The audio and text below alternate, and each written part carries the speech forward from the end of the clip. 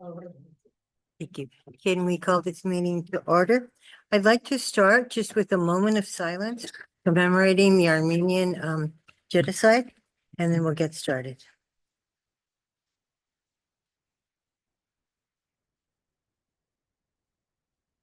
Thank you.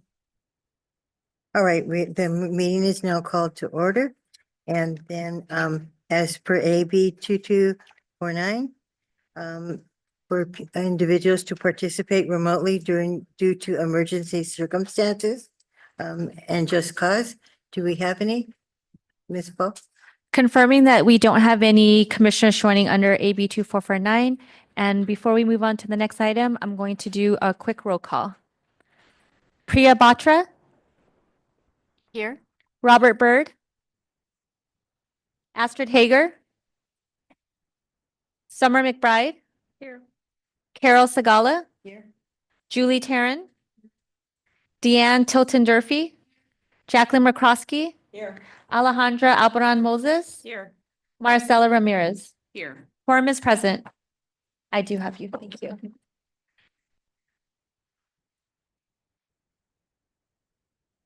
Item number 3, review and planning committee summary minutes from September 26th. Are there any comments from commissioners?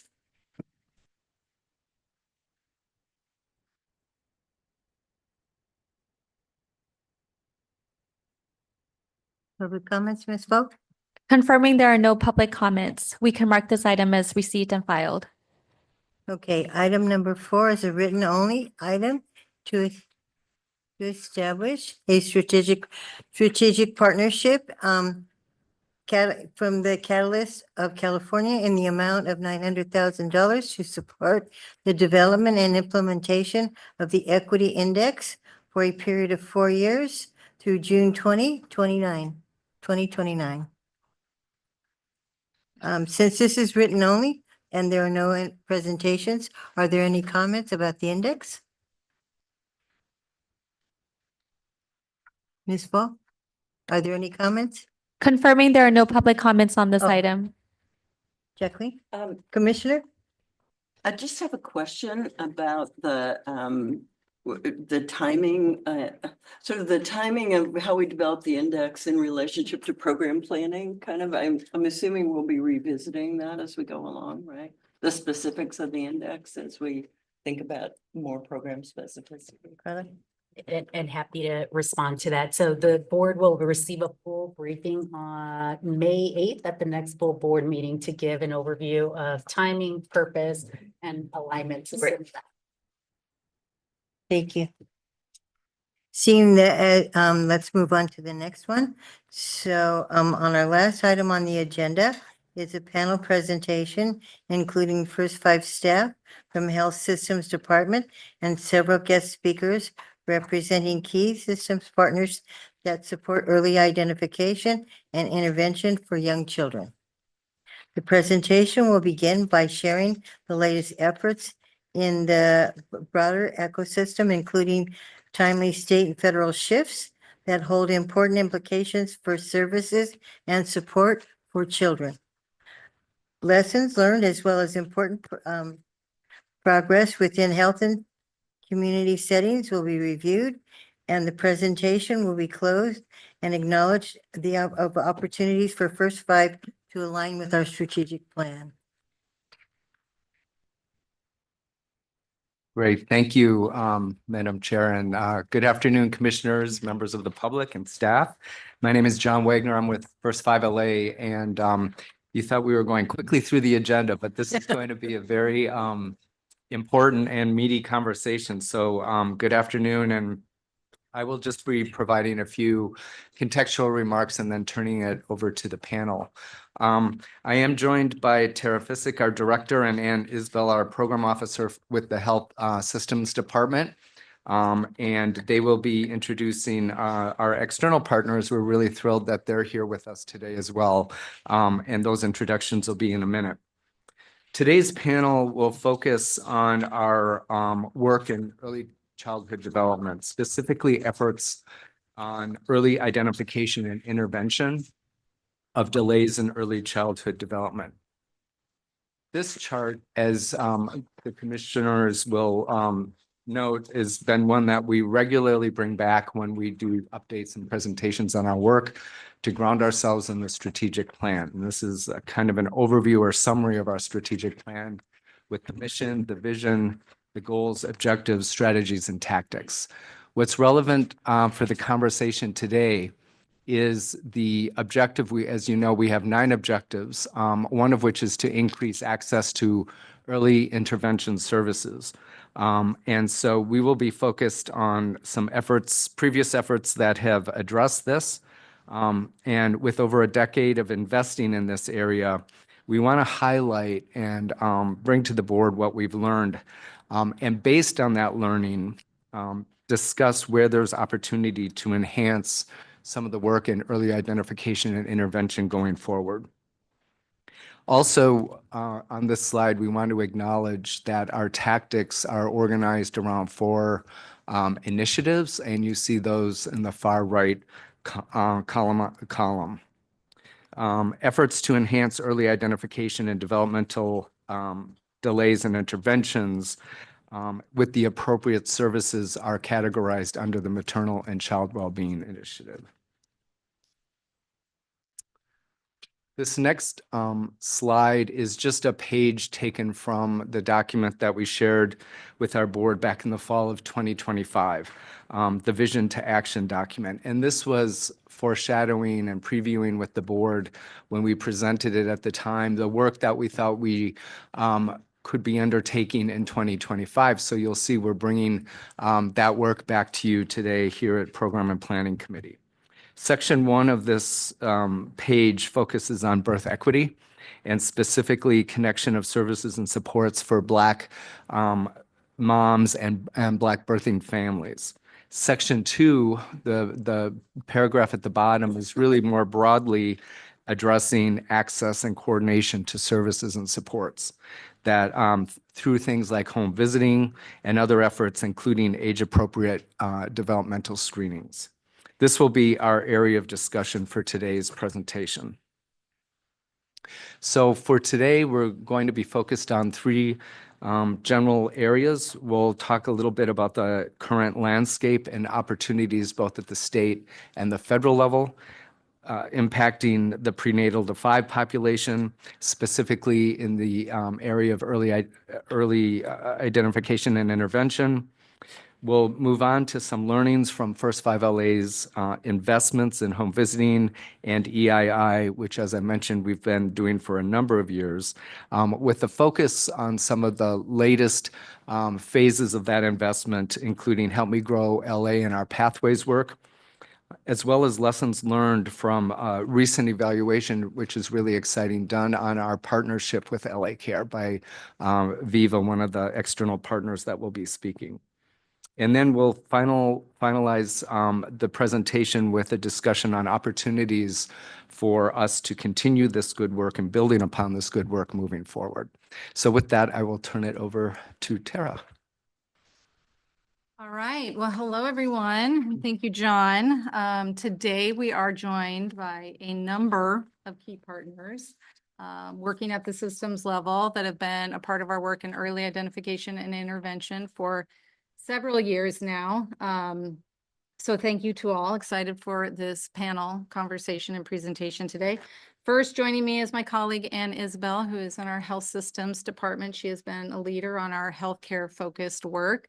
Also joining us is Kathy Meshner with LA Care Health Plan. She is in the Quality Improvement Department. Next to her is Crystal Smith, coming from South Central Los Angeles Regional Center. She is their leader in their Family Resource Center. And Katie Nagy, who is a part of Viva Social Impact Partners. She has been a key partner in our evaluation of many of our early identification and intervention efforts, specifically our work in Help Me Grow. So welcome, panel. I'm thrilled to have everybody here. We are going to start off talking about the current landscape, like what's happening in the broader ecosystem around maternal and child well-being, specifically, though, doing a deeper dive on early identification and intervention. And you will probably hear us at some point use an acronym EII. So that's what is going on there. But we want to kind of set a foundation of like, what are the key systems in this space? What's current progress? What's happening? We know, how are we doing in California? How are we doing in LA County specifically? We know a lot has been happening at the state level with the budget. A lot has been happening at the federal level as well. And so we want to obviously make a call out to that, knowing it has potential implications for our work.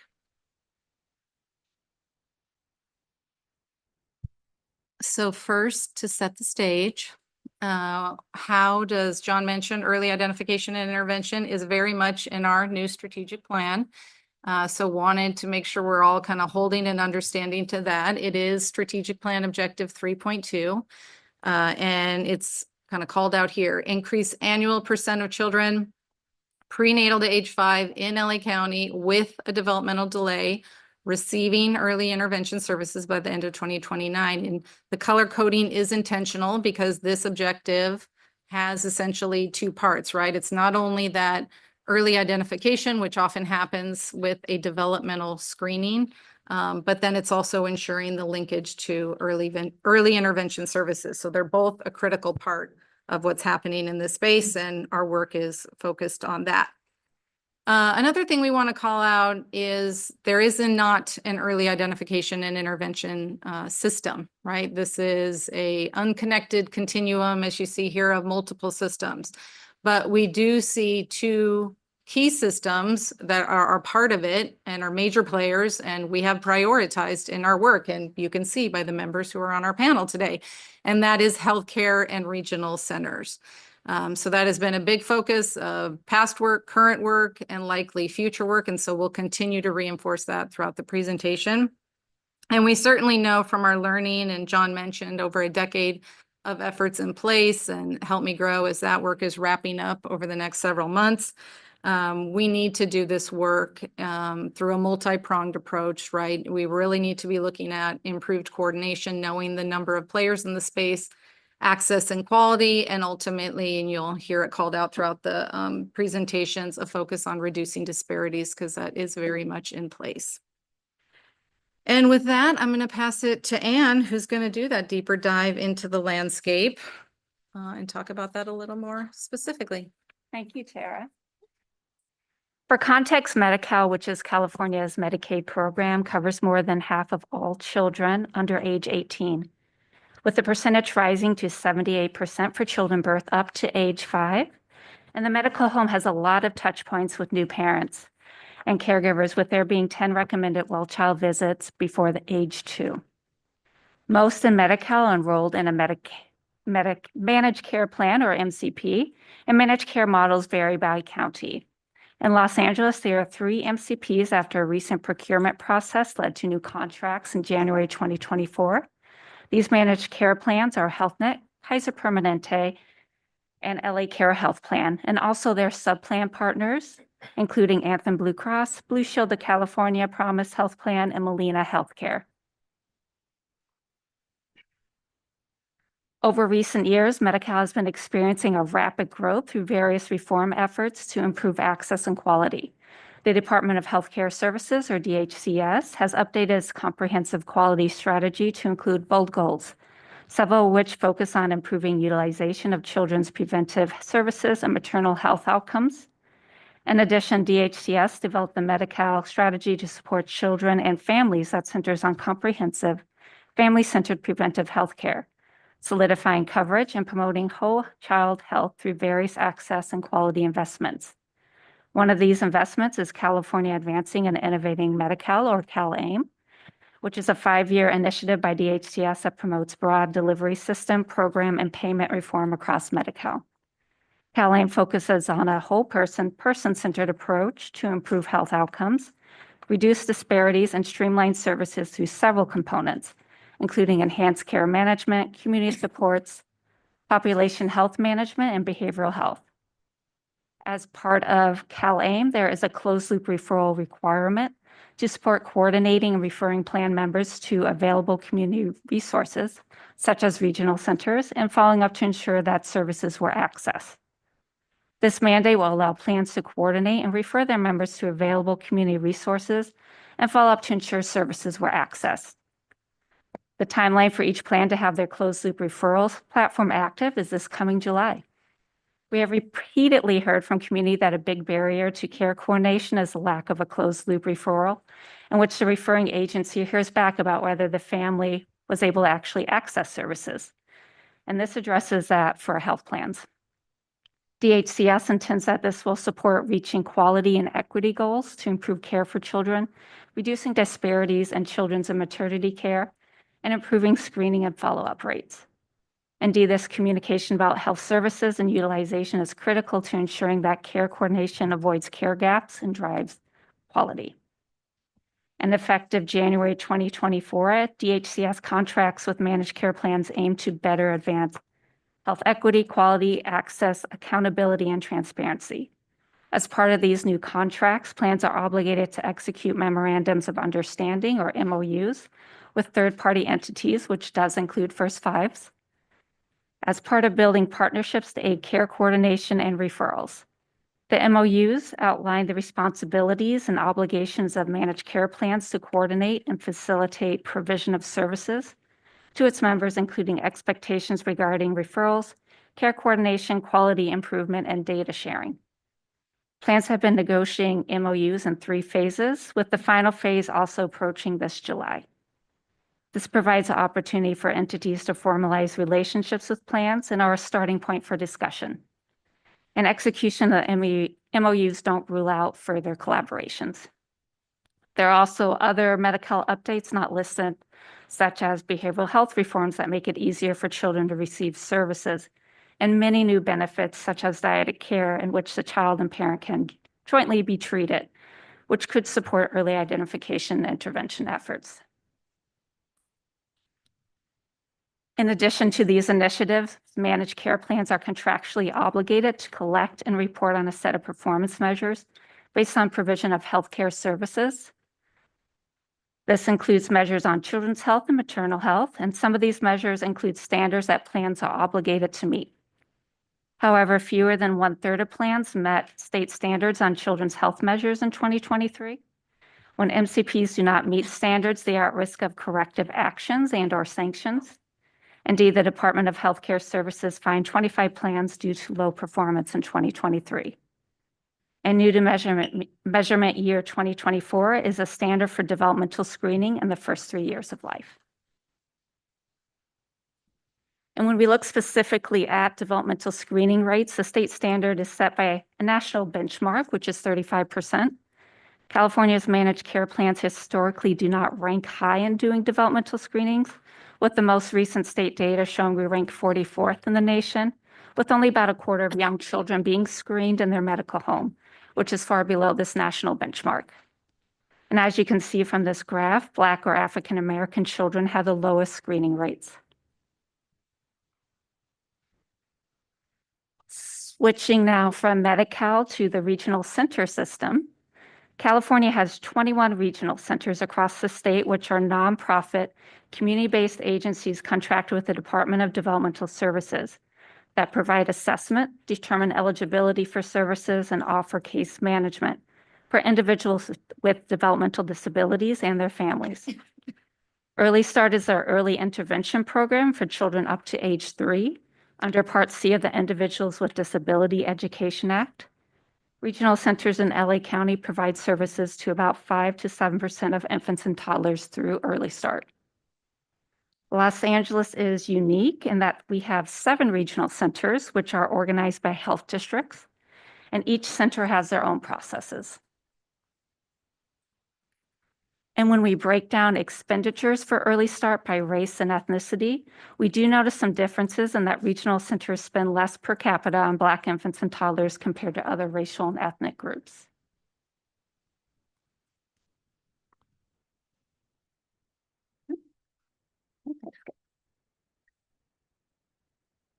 In parallel to Medi-Cal initiatives mentioned earlier, California's Health and Human Services Agency has convened a master plan for developmental services committee that includes a diverse group of individuals who developed a recommendations report.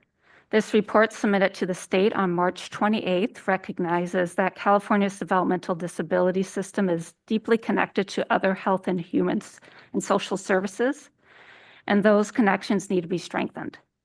If recommendations are implemented, there is potential to strengthen accessibility, quality, and equity for all regional center consumers.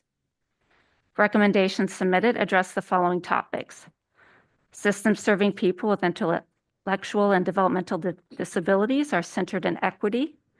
People with intellectual and developmental disabilities make their own life choices, live in inclusive communities with the resources needed to thrive, get services needed and chosen, and are part of and are served by a strong workforce. And lastly, accountability and transparency in all systems that serve people with intellectual and developmental disabilities. Across the recommendations is an overlapping thread for transparent, consistent, and clear processes and protocols, as well as a need to protect and provide greater transition supports out of early start. And as you just heard, there is a lot happening at the state. However, the state landscape may shift given changes at the federal level, which we may see reflected in the state's May budget revise. At the federal budget level on February 21st, the Senate passed their first budget resolution that prioritized immigration enforcement, energy production, and the military while asking health, education, labor, and pension committees to identify ways to reduce spending. A few days later, the House passed their budget resolution to raise our debt limit, have tax cuts, increase spending on immigration enforcement and the military, while having $880 billion in cuts to Medicaid over the next 10 years. There are several considerations the government may take to reduce Medicaid spending. For example, adding work requirements or allowing Affordable Care Act subsidies to expire. There's also the potential reduction or elimination of new and existing waivers, which are the mechanism by which Medicaid programs engage in pilots, and some innovations such as the 1115 waiver used to do CalAIM. A continuing resolution on March 15th will fund the government at current levels through September with $13 billion cuts in domestic non-defense spending, while they work on a consolidation of the Senate and House budgets. Last week, a draft budget proposal was leaked that includes additional deep cuts to health and human services spending by about a third of this total discretionary spending budget. And this draft proposal indicated that Head Start, a federally funded program that provides early intervention services for children from low-income families, would be among the programs eliminated, along with significant cuts to medical research. Then on March 20th, President Trump signed an executive order to close the Department of Education. A statement released a day later mentioned that functions of the Individuals with Disabilities Education Act, which ensures that children with developmental and other disabilities receives a free, appropriate public education related services, including special education, will move to the Department of Health and Human Services. However, it is important to note that only Congress has the authority to move functions of the Individuals with Disabilities Education Act to another agency. Given all this, I will now hand it off to Tara to start us off on learnings from our investments.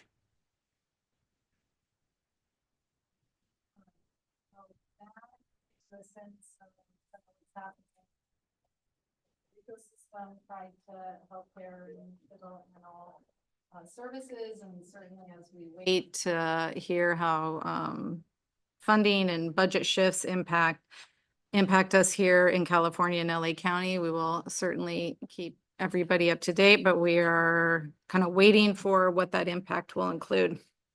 But we wanted to then pivot to what are we learning tied to early identification and intervention across our investments here at First 5 LA. Home visiting, obviously, being our largest programmatic investment, want to shine a light there, as well as Help Me Grow. And I know we've presented on Help Me Grow through the years, and for those of you who have been on the board for a while, a reminder of Help Me Grow was kind of a multi-component, multi-year significant investment of First 5 LA in partnership with LA County DPH.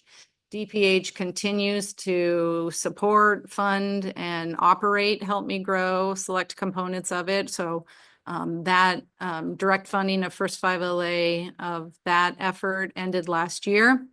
There are two pieces we're spotlighting today, our partnership with LA Care and Pathways. LA Care ended in December, First 5 LA's direct funding of that, and Pathways is wrapping up in June of this year. But it has been our most significant investment in early identification and intervention, so obviously important to address it and call out the work today. But starting with home visiting, we're 15 years in. I meant to confirm this with Deanna. 15 years? More. Well, okay. I'm like, I know Deanna and I were both pregnant at the time. So as our children age, I'm like, oh, that's home visiting starts too. Well into a long history of home visiting. And so I feel like many of you know all about home visiting. But just in case, a reminder of it does quite a bit, right, for families and babies and new parents. So breastfeeding support, bonding and attunement and attachment support, home safety, and developmental screening. Home visiting does a ton of developmental screening. We don't always give, I feel like, enough credit or attention there. So here we go. We're going to spotlight it today. So home visitors, how do they do this? They conduct developmental screenings. They use the tool Ages and Stages questionnaire. It's a very common, popular, well-established evidence-based tool for all infants that participate in home visiting. And they do it at the appropriate recommended age intervals. They actually go well above and beyond what is recommended by Bright Futures, which is the American Academy of Pediatrics recommended developmental screening timeframes, and do a ton of that. So once, and if there is an identified concern from that screen, they work with the family to provide that referral to regional centers or other appropriate services and supports. Recent data that we have culled and have been working with our home visitors and our data and pulling from the database and getting more information on, or what are those specific challenges that are experienced regarding that referral and linkage. And so you can see them here. Call out to the length of time to obtain the appointment, right? Follow up for that assessment or further services and supports needed. The lengthy application families must complete in order to do that. Families are often unsure about what is the actual need for the referral. Wanting more time to work with the home visitor and the child to kind of understand what's coming up in the screen.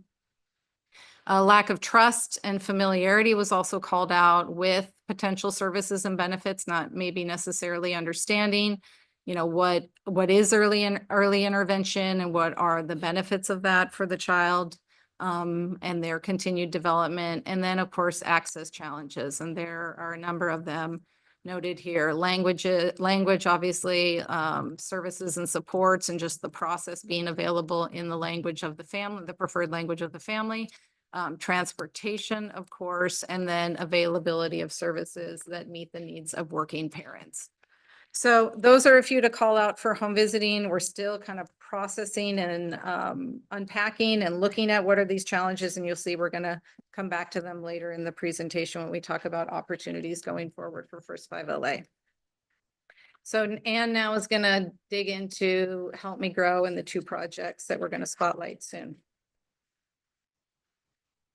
As a reminder, First 5 LA has prioritized strengthening early identification and intervention for developmental delays through various efforts, including policy change via state legislation advocacy, as well as advancing systems change through the planning and implementation of the Help Me Grow model in Los Angeles in partnership with the Los Angeles County Department of Public Health.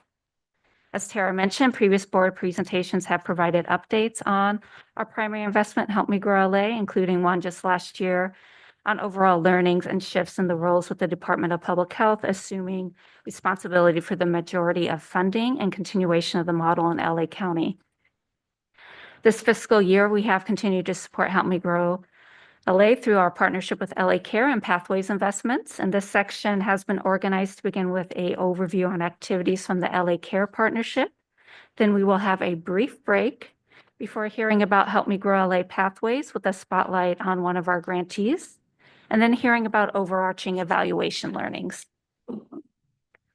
Health providers play a large role in early identification and intervention, given they are a trusted source for many families, and asking questions about their child's development and their role in conducting developmental screenings, which led to our partnership with LA Care Health Plan. Indeed, LA Care Health Plan provides healthcare to over half of the birth to 5 population in LA County through all plan partners. And LA Care's scope and reach made them a valuable partner to influence system change and increase the countywide impact of Help Me Grow LA. Partnership objectives included integrating early identification and intervention protocols into practice workflows, and increasing awareness and education on the importance of developmental screenings and monitoring across families, providers, and practices. Through this 4-year partnership, which concluded just this past December, LA Care focused on activities that reach community and families through public health messaging and communications, including social media, newsletter articles, and parent materials, and child development community classes conducted in partnership with community resource centers. Health providers through continuing medical education events focused on increasing provider knowledge about child development, screening tools, referrals, and community resources for developmental concerns. Clinics and practices through direct coaching with practices to embed developmental screenings into workflows, and included mini grants for sustainable technological and/or infrastructure improvements.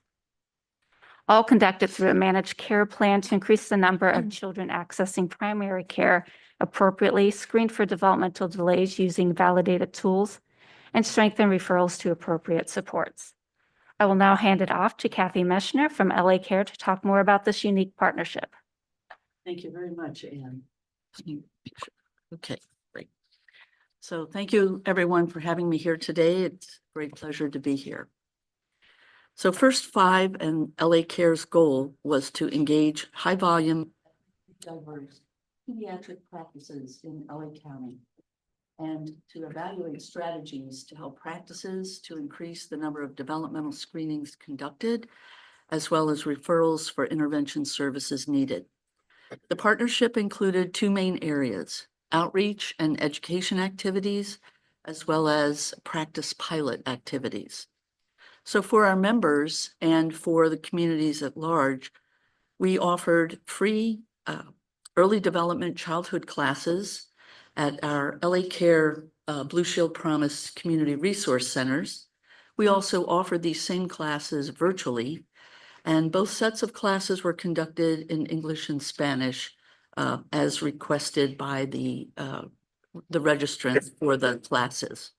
Topics included early childhood development, support and resources in the community, which resonated with the attendees.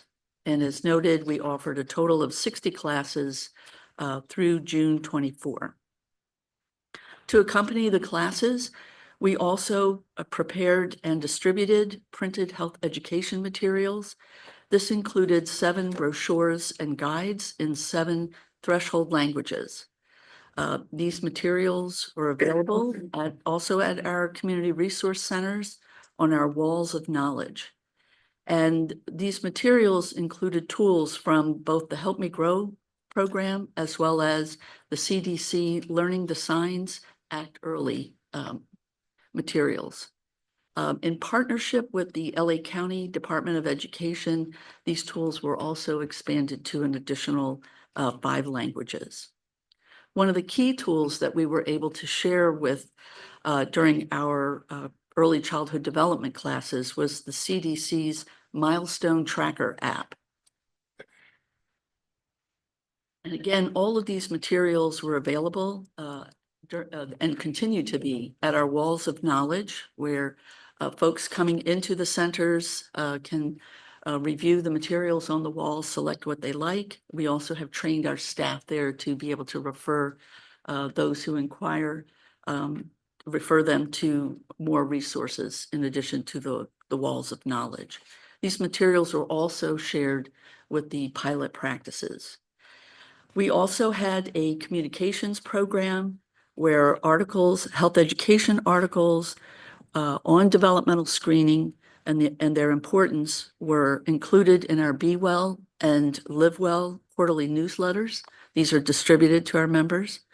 We had a very robust social media campaign on both Facebook and Instagram that highly promoted the early childhood development classes. We also had a targeted campaign on LinkedIn, primarily for providers, also about the importance of developmental screening. We included messaging on our member education pages on our lacare.org website, which also included the Help Me Grow LA.org website and the call center toll-free number. Focusing on providers, we held 3 children's health conferences, CME events, which were attended by 729 people. The topics included early periodic screening, diagnosis and treatment, developmental behavioral pediatrics, adverse children, I'm drawing a blank on ACEs, but adverse childhood events, my apologies, and regional services, including Early Start and Lanterman. The CME events were very successful and well attended. We did receive a lot of positive feedback, not only on the presenters, but also on the range of topics covered. And most importantly, providers felt that they could implement what they learned from these annual CME events in their practices. Similar to our members' communication plan, we also communicated with our provider network through, again, health education articles in our quarterly newsletter of progress notes, as well as our electronic newsletter, The Pulse. Articles, topics included the importance of developmental milestones, incentives available through Prop 56, and other related topics. We included messaging on the programs on our provider education pages at our website. Also ensured that providers could order the community education materials through the provider portal. And all of our information included, again, promotion of the Help Me Grow LA website and call center number. So taking a look now at the provider pilot, we did enroll 6 high-volume pediatric practices across which there were over 30 medical sites. We had 2 practice coaches that worked directly with the 6 practices on site, engaging appropriate care team members to improve all aspects of increasing developmental screenings and needed referrals. In any practice transformation program, data is key, and the provider pilot practices were no exception. Areas of standardizing data collection processes, also reporting processes, and analyzing data for gaps in care, i.e. increasing screenings and referrals, were the primary focus of the quality improvement work. Ensuring the use of standard discrete data categories for race, ethnicity, and referral types, and supporting workflows, ensuring that those were in place. This includes collecting discrete data that is reportable instead of data being housed in the notes section of a patient record where it cannot be extracted nor reported. Another key area was to build the foundation of quality improvement capacity or culture of quality improvement and team accountability. This meant ensuring all staff members were cross-trained to administer the screening tools and establishing or strengthening the automation of data collection and reporting processes as much as possible. One of the primary results of this is to lessen the impact of staff turnover, be it people quitting or taking a leave of absence or being out for the day. When the staff is cross-trained and someone doesn't come in, then screenings can still take place for children. Referral pathways required a great deal of work to build connections between practices and the regional centers, along with creating manual processes to support closed feedback loops, ensuring referred members received interventions. This was one of the biggest challenges, as when we started, many of the practices provided families with phone numbers of the regional centers for the referred children, and there was very little in the way of effective follow-up for the members. We view this as a continued opportunity to improve ensuring that children receive the services that they need. So taking a look at the results, this program's overall goal was to increase developmental screenings by 15% over the baseline measurement by the end of the third year of the program. The 6 practices that we worked with in the pilot were divided into 2 cohorts. Cohort 1 contained 3 practices, and they were in the program for the full 3 years. The second cohort had 4 practices, and they were in the program for 2 years. Unfortunately, our third cohort the practices were not able to remain in the program. So while the goal was to enroll 10 practices, we were able to move forward with the 6 that participated. So as Anne mentioned before, the national benchmark for developmental screening is 35% of eligible children seen. So for cohort 1, they already had a number of practices, workflows in place, and they already were collecting data on the children that they screened. So they really were starting from a place of a more solid foundation. Their overall results were 55% improvement over the baseline, so they well exceeded the MPL. Whereas for cohort 2, these 4 practices really started from ground zero. No data, very limited or no developmental screening was being conducted, and no data was being collected. They concluded the program at improving their screening rates at 24%. So while they did not achieve the MPL level of 35%, they did make a substantial and remarkable improvement. One practice in particular thought that when they observed children in the exam room, that was the developmental screening. They had no idea that there was a screening tool or tools in place. So needless to say, they made quite a bit of progress. Another practice by last August had a goal of being paper-free. So they really leveraged the goals of automating workflow processes as much as possible. And I want to say also that that practice had a great deal of support from their IT department. They almost led that effort, really. So great results. Now, taking a look at going forward, for LA Care, ensuring that we meet or exceed the Medi-Cal Managed Care Accountability Set, the MCAS, is definitely a priority for LA Care, and certainly developmental screenings are part of that. I want to say that for LA Care, we made a significant progress. Again, the NPL is 35%. Our screening data for measurement year 2023 was 28%. Not great. By the end of measurement year 2024, our data reflected 45%. So you can see we've made a huge improvement. We've exceeded the MPL, and much of that improvement work is attributed to this program. And it's really a multi-pronged approach, as both Tara and Anne have referred to. It's not any one thing, but a combination of many things. In terms of being able to follow our 6 practices to sustain their screening rates, we are participating in the DHCS initiative Equity and Practice Transformation Program, which does have a population focus on pediatrics.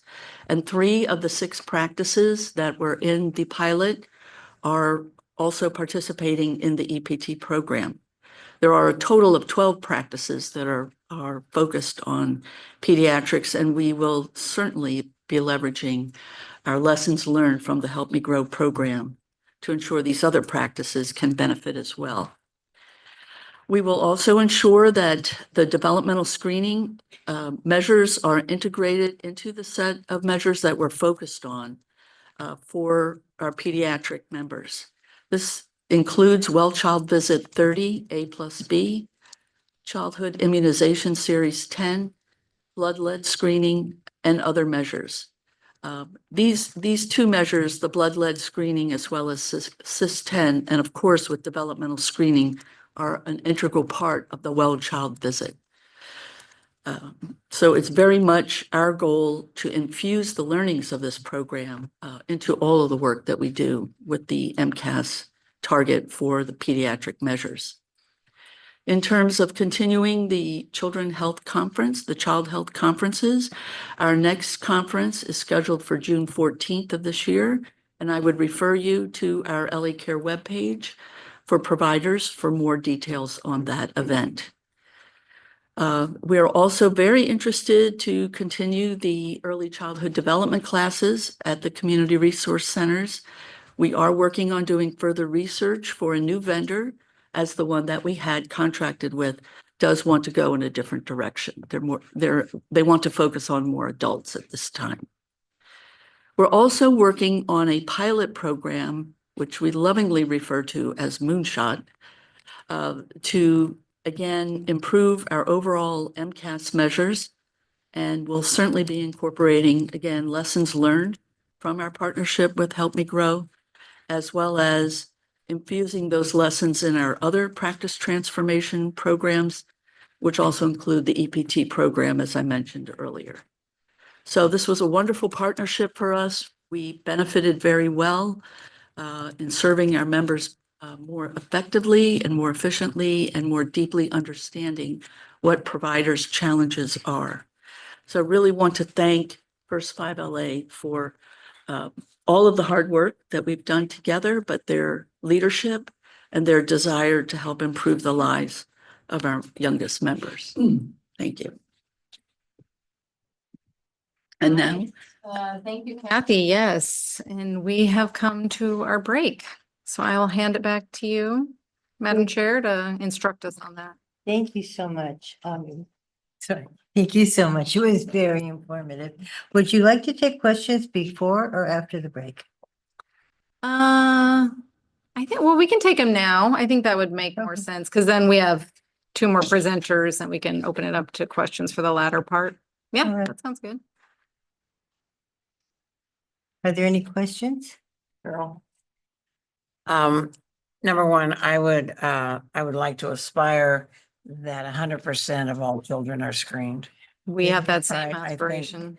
That if we're going to be satisfied with 35% of the children being screened as satisfying as a pediatrician, which I am, I find that to be frightening at the very least. The other thing that I would like to maybe get a report on, maybe not now, but what are we screening for? I mean, do we have a standardized screening of all children so that we're actually picking up on many, many things that we ignore in children, especially children born in poverty, that, you know, might be missed. I'm an absolute against all the emphasis on adverse childhood experiences because they don't relate to the child, they relate to the parent, and they don't involve reporting the situations that the child in. I'd rather take the money that's reimbursing people for ACEs screening and focus it on improving the percentages of kids that are actually screened for any kind of developmental problems at all. And candidly, running a child abuse program in LA and looking at all these kids. Two things that I would like to see that have been a frustration. Number one, the resources that we're referring kids to, the assessing, you know, whether these kids get better or not in terms of their treatment. Are we checking off boxes that say the kids are referred and We don't know whether they get better or not. And then the thing that's been my song ever since I joined this commission is that we ought to be screening children in this county for the most common developmental delay in all children across the country. And that's fetal alcohol syndrome and spectrum disorder. It's the most common cause of developmental delay, and we're not screening for it. And so these kids populate our foster care system, they populate our child imprisonment system, and they are ultimately as adults living in San Quentin.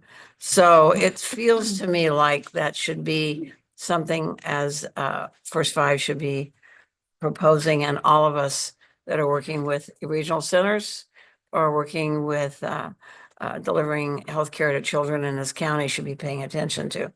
I'm happy to be a resource to anyone who's interested in it, but it is a sad commentary that we're afraid of identifying the most critical developmental delays in these kids.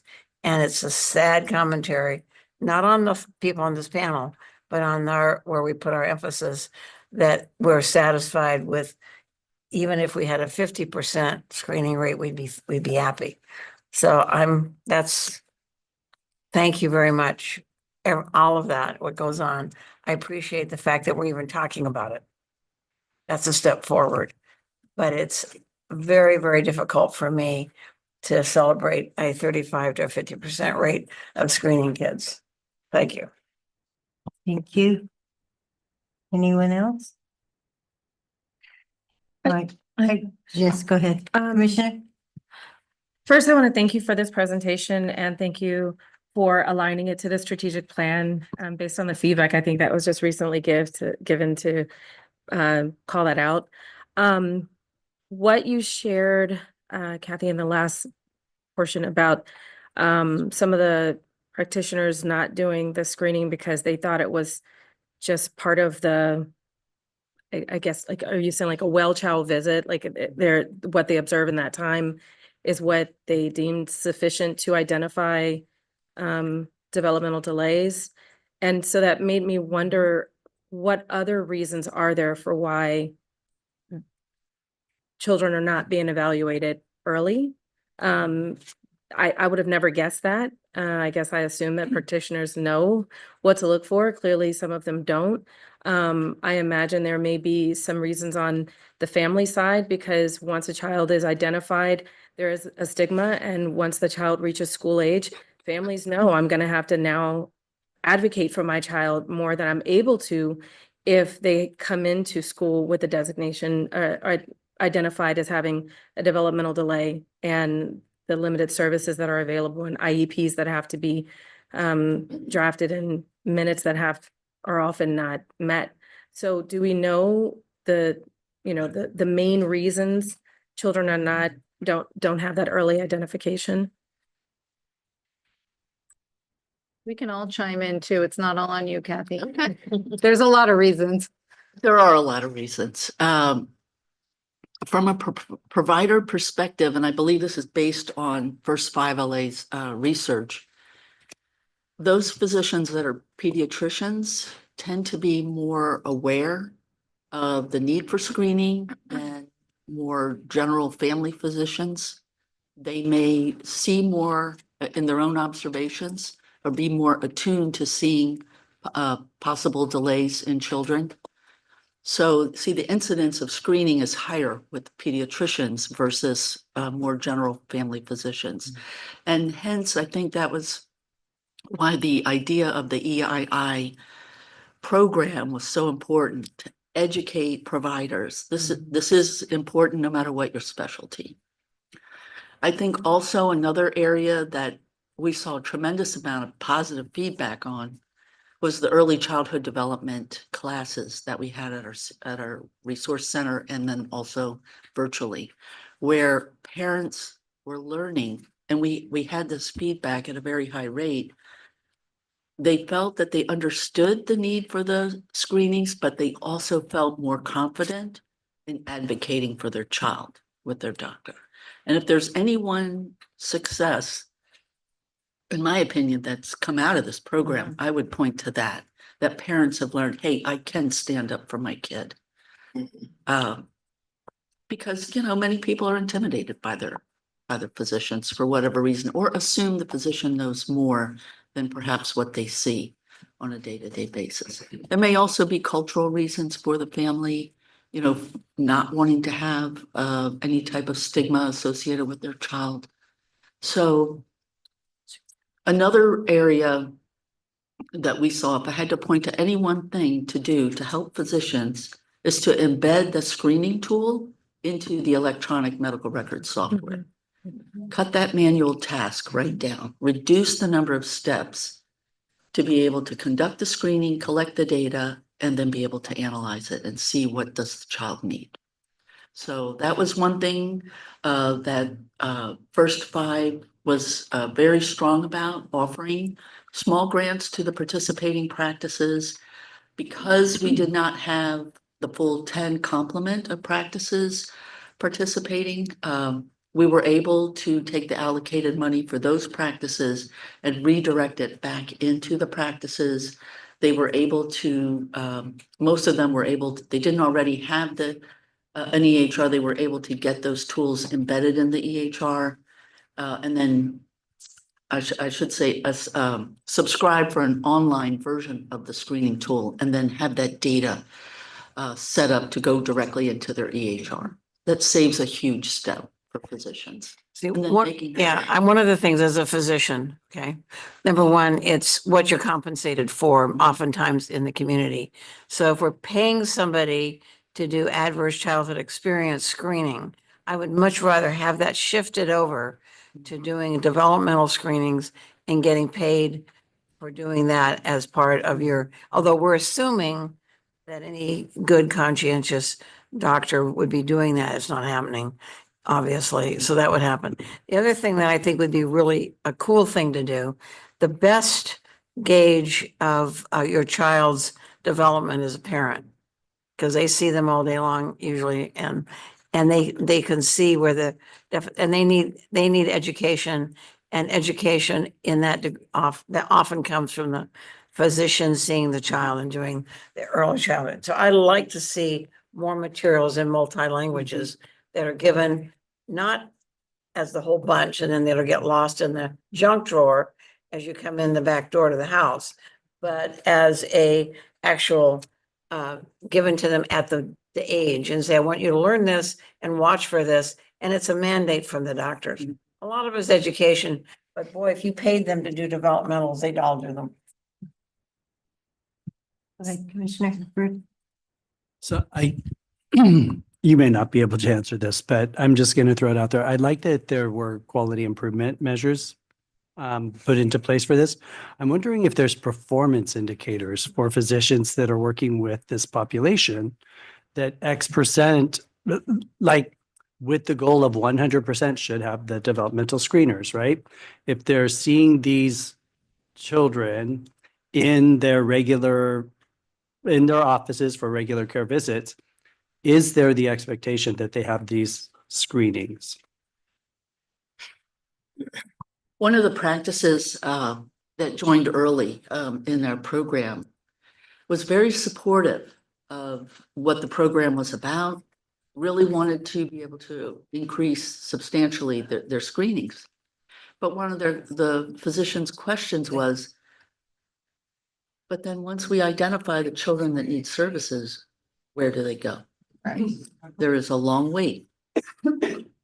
And practices are not really able or don't follow up with the families to make sure they've called, made an appointment. Maybe the families don't call for whatever reason.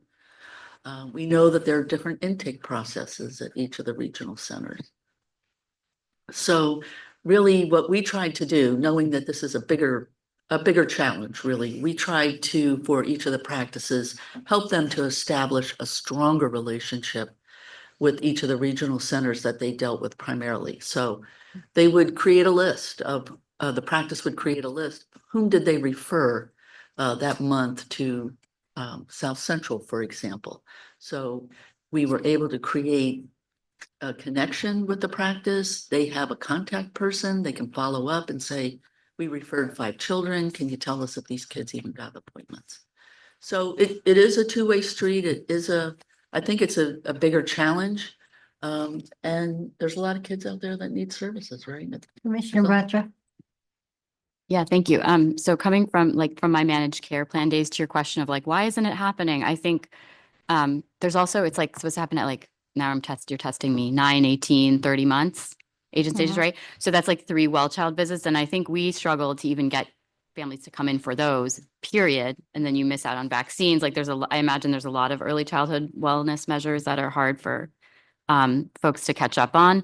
So we did actually, and I'm wondering for sustainability, if you've thought of like a pay for performance or an incentive program to your earlier point, like around a lot of these well child measures. I know that's like a common practice and health plans, I worked with before. So is that something you're thinking about in terms of sustainability? We do have a incentive. We have a pay for performance program for providers, for the IPAs or PPGs that they may be a part of, also for our directly contracted network of providers. But there is a pay for performance incentive around the well child visit. Yeah, so maybe that will drive this, or this could be pulled out specifically to our other commissioner's point. And then I guess just along those lines, if we're not getting kids in the door, the other area of interest, I mean, I know we're going to talk about future steps, but like, I really see like the early education sector, like childcare as like a really promising space where you have the right population and like, opportunities to identify developmental concerns, like a trusted space, repeated interactions with a child and parent or caregiver. So I think like today's focus is very like healthcare system sort of that's the space we're working in. But I think like I really see like childcare, early education as like another really opportunity because we got to catch it somewhere. Yeah. Thank you. Thank you. Go ahead. I just had a question in regards to, are you keeping any data about the referrals and then catching who actually then filing the referrals? We did establish processes with the 6 practices to better track the referral data, including cross-training care team members to track it every time children come in. But in terms of, and also those 6 practices that we worked with, we did help them create a manual process to check in with the regional centers that they're referring to.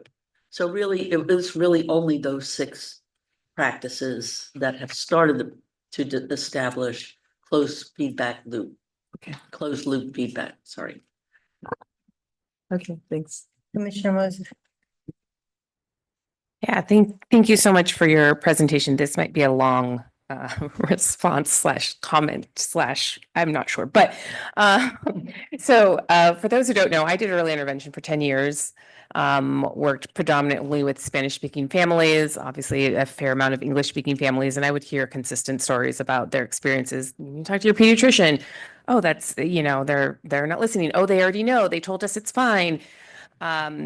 And experiencing it from that perspective was one thing, but then when I got to experience it as a parent myself, and regularly, I think at 15 months, 18 months, and maybe I think again at the 24 months, brought up the delay in my son's speech, which again, I had done early intervention for 10 years. I knew very well that there was a delay.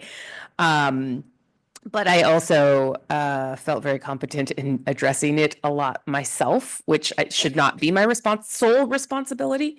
But it wasn't until I said, hey, I've got a PhD in education. Let me share with you some of the research that we know about development and all this other stuff that they finally were like, okay, let's move him forward and get him screened, right? And then when we had him screened for a speech delay, the response from the team was, oh, but at least he doesn't have autism and he's fine enough. And kind of the ironic thing is he did have autism. And that was probably part of the delay. I mean, he speaks plenty now. But I just, it's so hard because there's so many steps in the process. And it's exhausting. And I think, there's a system of the healthcare providers that aren't, I think, communicating well with the regional centers. I think similarly, I'm very pro, our childcare providers really are that touch point. Assuming we can, get more kids into an early program that is actually also using, an appropriate tool to screen and connect. And so we have actually been leaning in that direction, is really like informing our childcare providers to better understand the regional center, to better understand the different systems, to better understand, how to communicate to parents about development, because I think it's really easy to have assumptions about what a child should do. And there's so many, oh, my husband didn't speak till he was 7. My son's fine, which baffles me in so many ways. But just to acknowledge that it's a complicated system, and it's a lot for even somebody as educated and informed as myself to really want to, and to have the energy to continue to push to get services.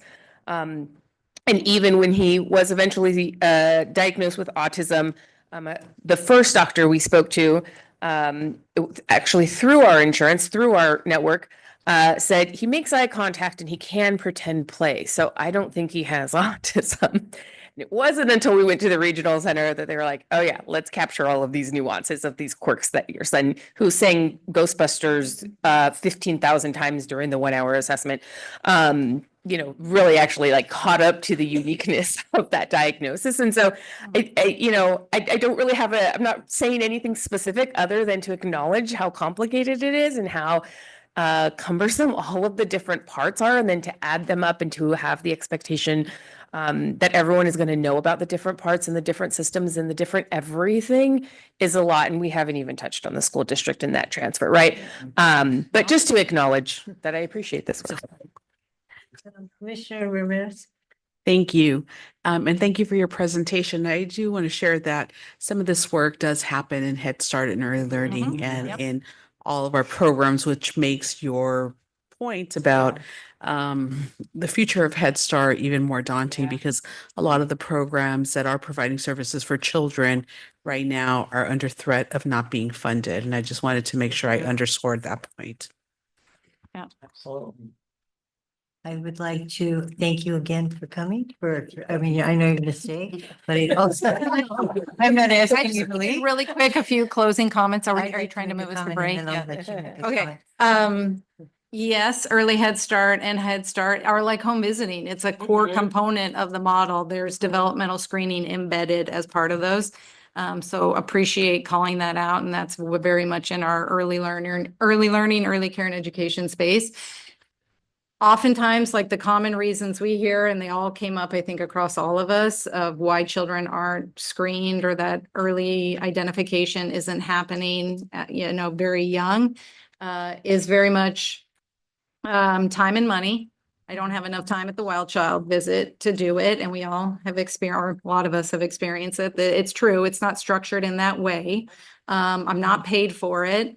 In California, it's a capitated rate if you're contracted with a Medi-Cal managed care plan. So you get a set amount of rate. However, regardless of if you do that or not, the developmental screening, however, 3-4 years ago, the state approved an incentive payment for developmental screening. They approved an ACEs incentive payment as well. But I think it's like $60 they get now. You can bill and code for it. We've been working with LA Care to see how that's going, how many providers and clinic systems are doing it. How can we increase and enhance that? Because now there is an incentive payment, like you can do it and you can bill for this additional payment and receive it for doing that screening. A lot of times we get I'm not sure where to refer to.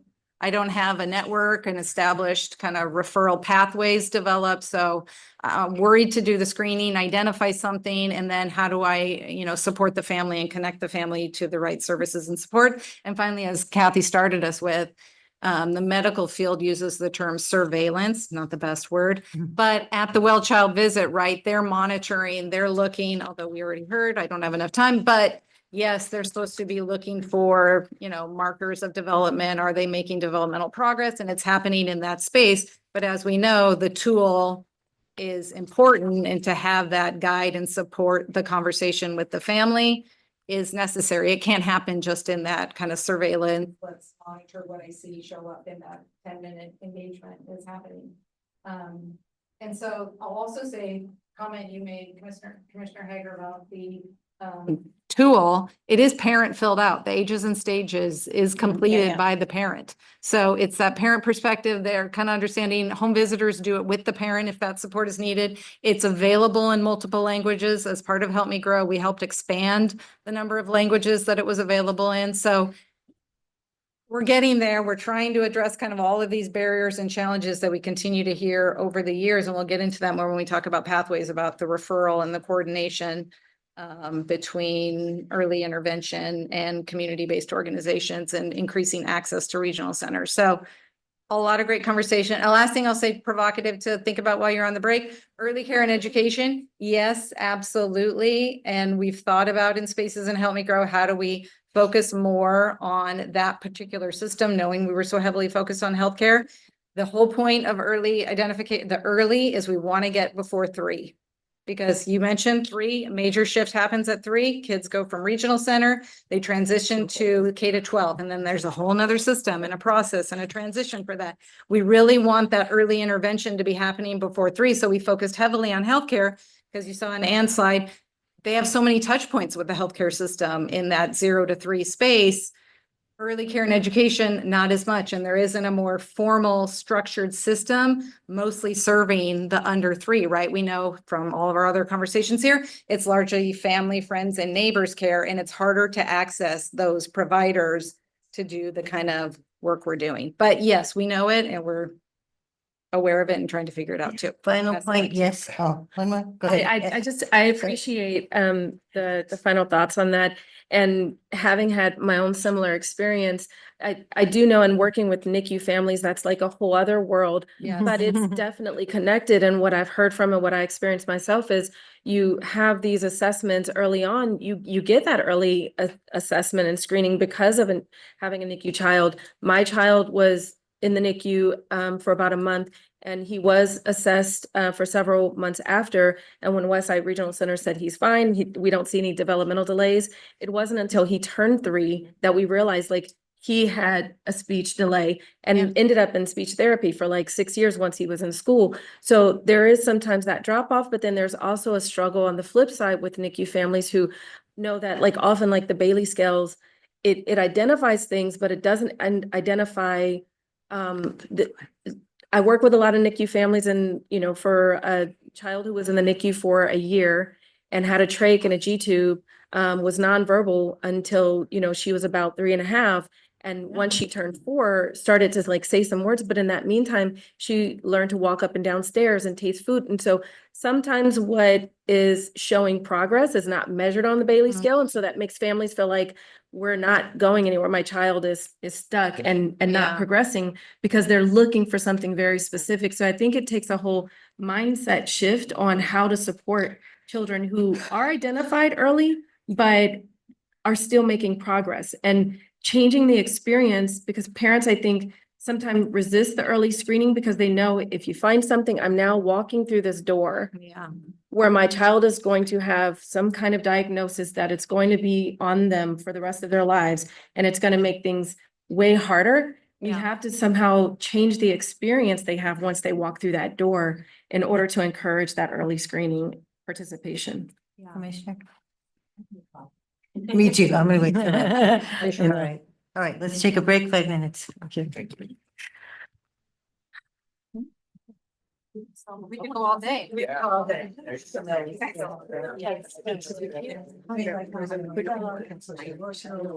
it'll do that? Yeah.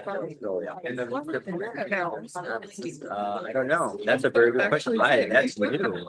I've never seen that before. Let's make sure, let's just double check the clicker. Go for it, yeah. You know, just to, I know we had that problem before where you can't hide it. But maybe that's the thing, you can pull it down and just, but still allows you to stop.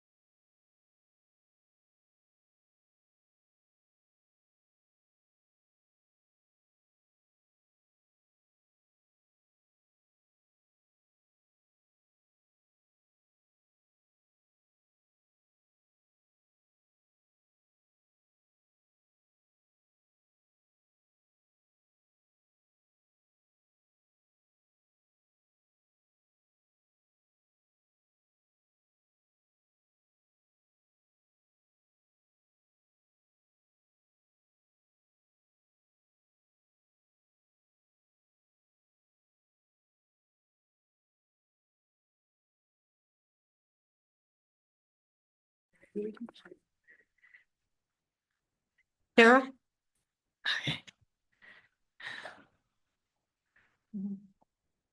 Welcome back. Our other Help Me Grow LA investment this year is Pathways. Amada. There we There you go. go. There we go. Help Me Grow LA Pathways is a 3-year investment funded by First 5 LA that connects agencies and families to other agencies and programs that provide early identification and intervention services for developmental delays. The goal of Help Me Grow LA Pathways is to strengthen regional referral pathways and provider networks through innovative technology, infrastructure, and practice change strategies. Grantees had flexibility to select these strategies. And Pathways overlapped with the 7 regional center catchment areas to ensure countywide reach, with the 5 cohort 1 grantees completing in December 2023 and the 2 remaining cohort 2 grantees ending this June. Each region had community collaboratives that included partners who supported the identification, testing, and refining of strategies, and other partners who provided input. All grantees chose either to adopt a referral platform from a third-party vendor or to build a referral platform using a hired developer. In both cases, the grantees found that it was important for these platforms to be accessible to various stakeholders, including families and medical providers and other referral partners. In addition, grantees worked closely with a network of cross-sector community partners throughout the project term. To strengthen partnerships, community engagement, and community capacity, grantees had various strategies, including expanding collaborations with partners serving families, promoting self-referrals, providing educational opportunities for professionals, creating resource directories for families and providers, and/or utilizing community health workers to share culturally relevant information. Joining us today on our panel is Crystal Smith from South Central Los Angeles Regional Center, one of the lead agencies of Help Me Grow LA Pathways, to spotlight what they were able to do, initial results, and opportunities for improving access to quality services for children with developmental delays. So good afternoon to you all. And again, I thank you for the invitation and opportunity to represent South Central Los Angeles Regional Center this afternoon, not only to share about our Help Me Grow Pathways project, but also to hopefully encourage and continue this great conversation we're having around early identification and connection to services.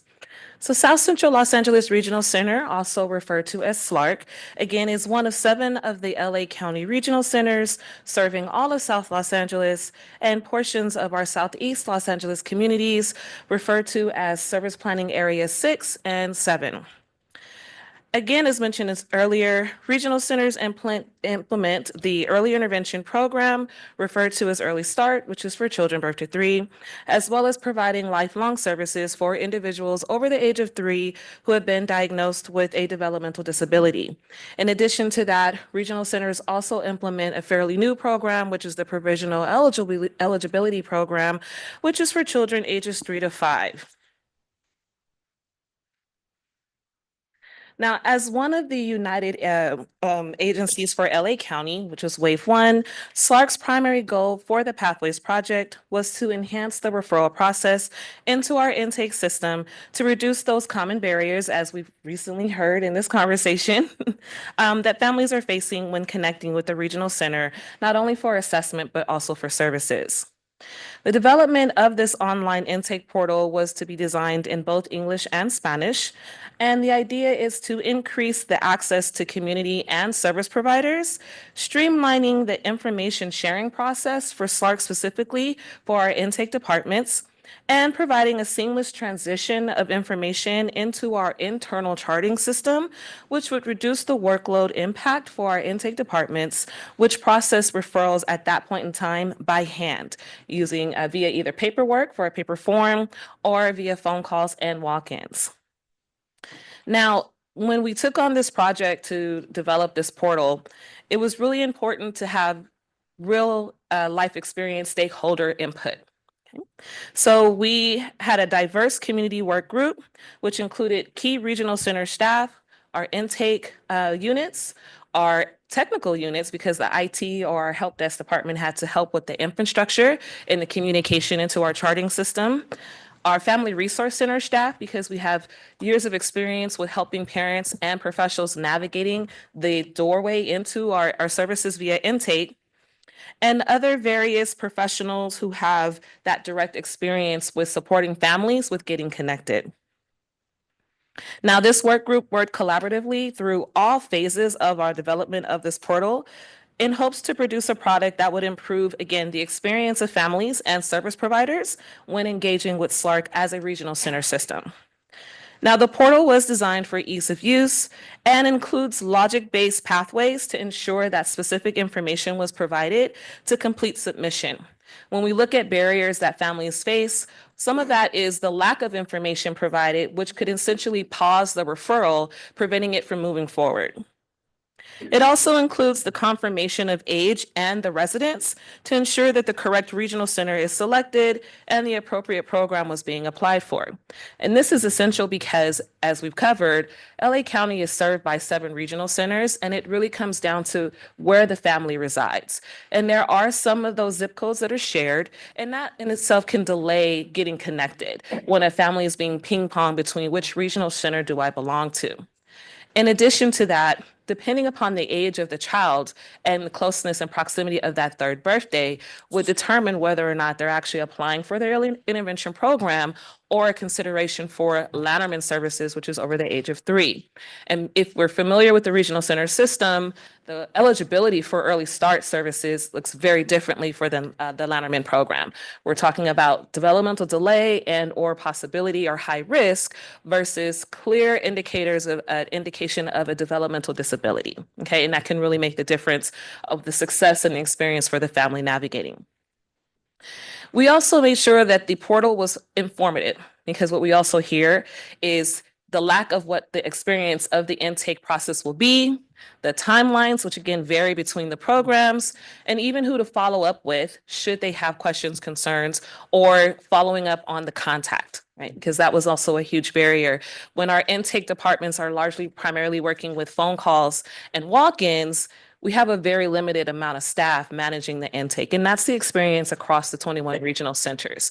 So if we were to even look at the projected growth of regional centers in comparison to the number of live persons who are actually processing each referral, it is quite enormous. And so being available for questions is already a challenge.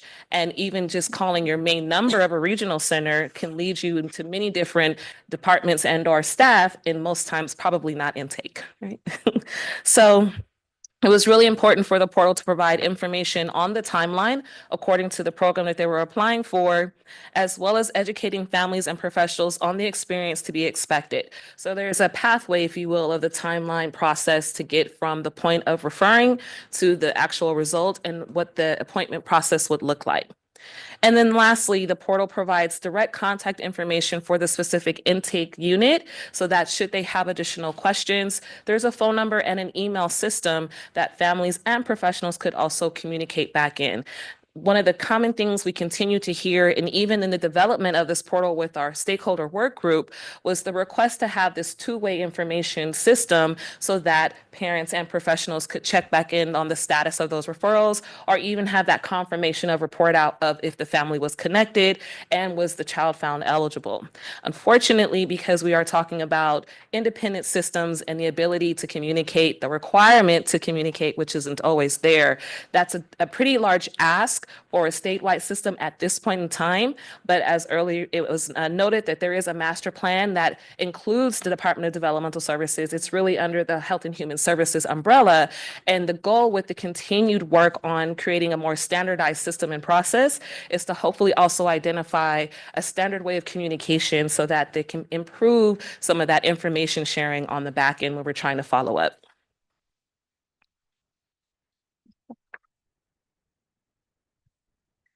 Now, this slide does show some numbers, and I won't bore you with too many numbers, right? But ideally, we were able to take some data, and hopefully some of the information that we'll share with this slide shows that we're continuing to head in the right direction. So SLARC's intake portal went live in November of 2023, so closing out the end of the year. And we currently continue to use our intake portal. And when we looked at the data for November of 2023 all the way through February of 2025, we are seeing a continuous steady increase of the usage of our intake portal and an overall increase of referrals into the system. So the idea, again, was to create this opportunity for ease of access and ease of use so that we could reduce the barriers and challenges with a paper referral, a phone call not being returned, a form being lost. Really putting the opportunity to have that direct connection to our intake departments in the hands of families and caregivers and professionals that are providing this navigation support into the regional center system. We further drilled down into the data in reference to the number of referrals that became eligible by comparing those submitted through our intake portal versus our overall submission over a period of time. So just to give you a point of reference, we had a total number of 4,659 referrals into our Early Start program for the 2024 year. Of that number, 1,923 were submitted through our portal. Now that may seem small, but we have to also recognize that this is our first year of true implementation of the portal. And I'll touch on what that kind of looked like towards the end of my conversation here. But to break it down a little bit further, in the first quarter of 2024, we had 363 portal referrals, and by quarter four, we had 509. So that's a pretty significant jump that we're proud to see. And in looking at the first quarter of 2025, we already have 536 referrals submitted through our portal. And so if we continue to look at some projections of what that usage will look like, we hope to reduce the difference in portal referrals and overall referrals. Now, in addition to that, we see on average that 42% of the referrals for our Early Start program, again, being submitted through the portal. And of that number, at least 73% on average of those children were found eligible. So the idea, again, is connection that allows for the family to go through the entire intake process so that we can have some sort of a result. When looking at our 2025 quarter numbers again, we continue to see about a 43% of all referrals coming from the portal usage. And while we did see a slight drop in our eligible numbers, we continue to see those promising trends. We do have a period, 2 periods throughout the year where referrals drop anyway. And they tend to be the first quarter and the fourth quarter, holidays, people really kind of focusing on other things. And so that's where we see the lowest amount of referrals come through. Our quarter 2 and quarter 3 are the highest number of referral periods. Oftentimes that's related to the start or the end of school and parents and caregivers being a little bit more focused on the day-to-day task of overall care, right? Less distractions. In addition, when we're considering the goals of the project that South Central LA Regional Center had, again, in creating greater access and ease with assessment and service connection, we were also looking to have this indirect impact in time in which children were referred by ideally lowering the average age of referral. Again, important to really enhance that child find effort, the earlier identification, the early they get connected to services.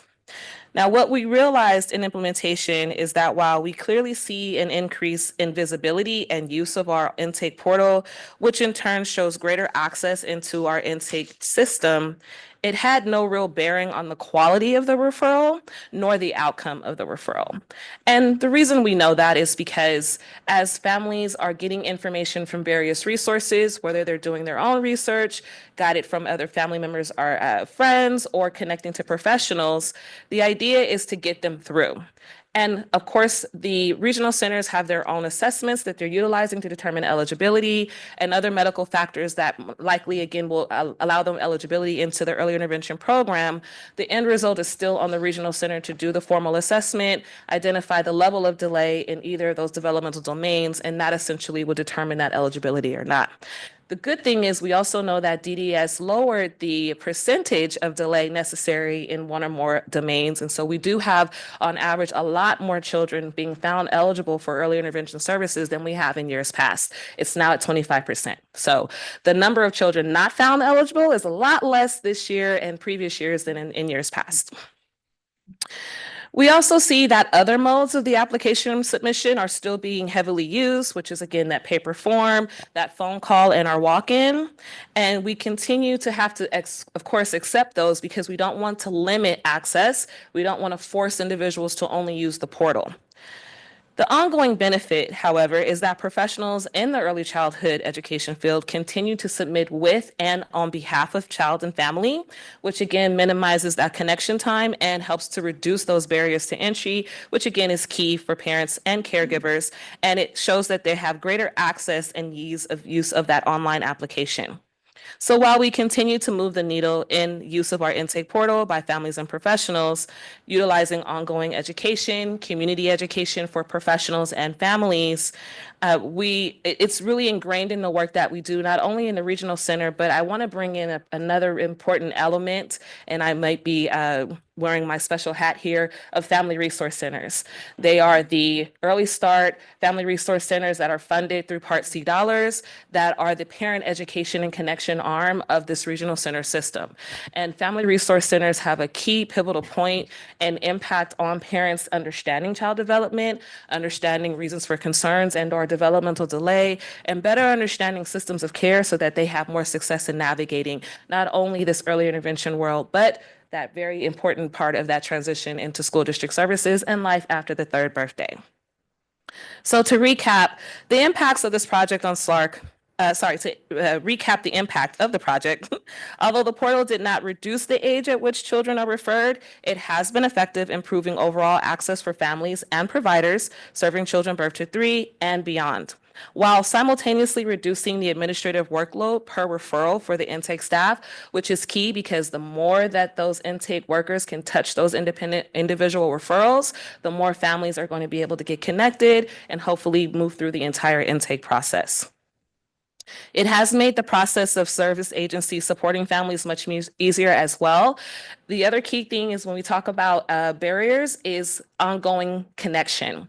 And as an agency, if you're submitting the referral on behalf of a family, there's an area where that contact information for the agency can also be included. So when families are moving from different residential situations, their phone numbers change and or get disconnected temporarily, if we lose contact with that family, then that's the loss of the referral. If we have another partner that also sees that family regularly, we can take those other pathways of connection to get connected back to that family. Prior to that, there wasn't a space or a requirement for a professional working with the family to enter their contact information. That was really key.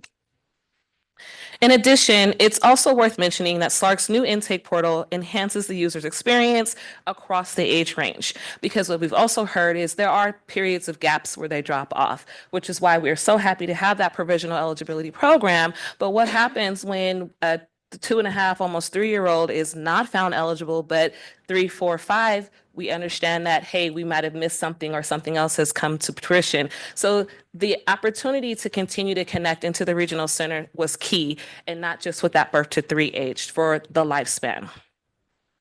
And so while the targeted age group for this project, again, was birth to 5, we know that entry can begin at any age.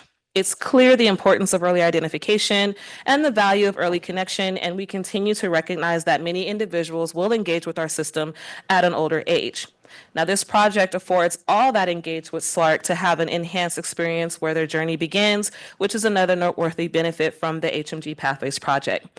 And lastly, as a bit of a brag moment, what it also has done is it has influenced other regional centers to take a look at their intake portal process or their entry into the regional center system. And as we continue to talk about standardizing some of these processes across the state, other regional centers have now invested to some degree in changing what their process is for families to get connected to the regional center. So when one can influence all, then we all can bear to have a positive impact with that. And so again, I thank you for the opportunity to share a little bit of information about our project. And I'll turn it back over to Anne. Crystal, and to provide overarching learnings from these 2 investments, Katie Nagy from EVA Social Impact Partners, which was the independent evaluator for both LA Care Partnership and Pathways, is here to speak. Thank you, Anne. And good afternoon, everyone. Very honored to be here alongside the partners that we worked with on both initiatives, as Anne just mentioned. Excuse me. So what I'll be sharing are cross-cutting learnings across the two initiatives that can sort of be boiled down into these 5 overarching learnings that are on screen. So I'll walk through those now and then dive into each individually. So the first is that racial disparities in access to EII persist. The second is that collaboration, both with regional centers and medical providers, is necessary, as we have heard today, and it also requires support and education and knowledge building. We've also heard about the importance of technology already today. It's a very powerful tool, but it's not a standalone solution and requires additional supports for effective adoption. Data infrastructure and quality must be strengthened to support learning and assessment of equitable outcomes. And finally, systems change requires a commitment in resources, which we have seen the beginning of with these 2 investments. And so I'll begin with a little bit more on the racial disparities. So through these 2 investments, we saw the grantees engage in culturally responsive activities and outreach in their communities. This has included, for the Pathways Project, family journey mapping to map family experiences and then use that knowledge to inform the decisions they made throughout the project.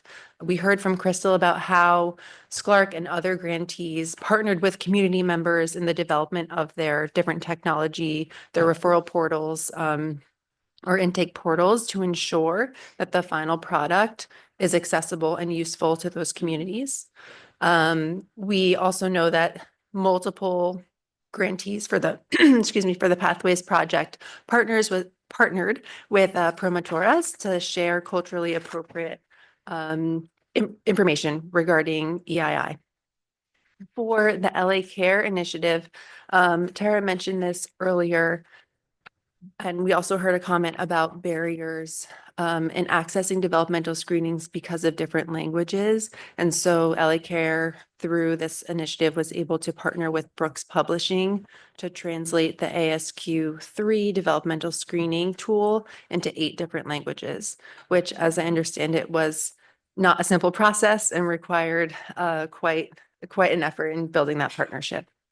And so despite those efforts, which were very important, as you can see on screen, we observed were still disparities in access to EII screenings and services. And so for the Pathways Project, what that looked like was parents of Black or African American children reported that they were able to access the assistance they were seeking for their child at the lowest rate among racial groups. And for the LA Care Project, our preliminary observations of race data showed that white children were screened at a higher rate compared to Black or African American children, identified as other race, or children whose race was unknown. So I think what this points to is just it highlights the importance of those strategies to implement culturally responsive outreach and intervention with the target communities.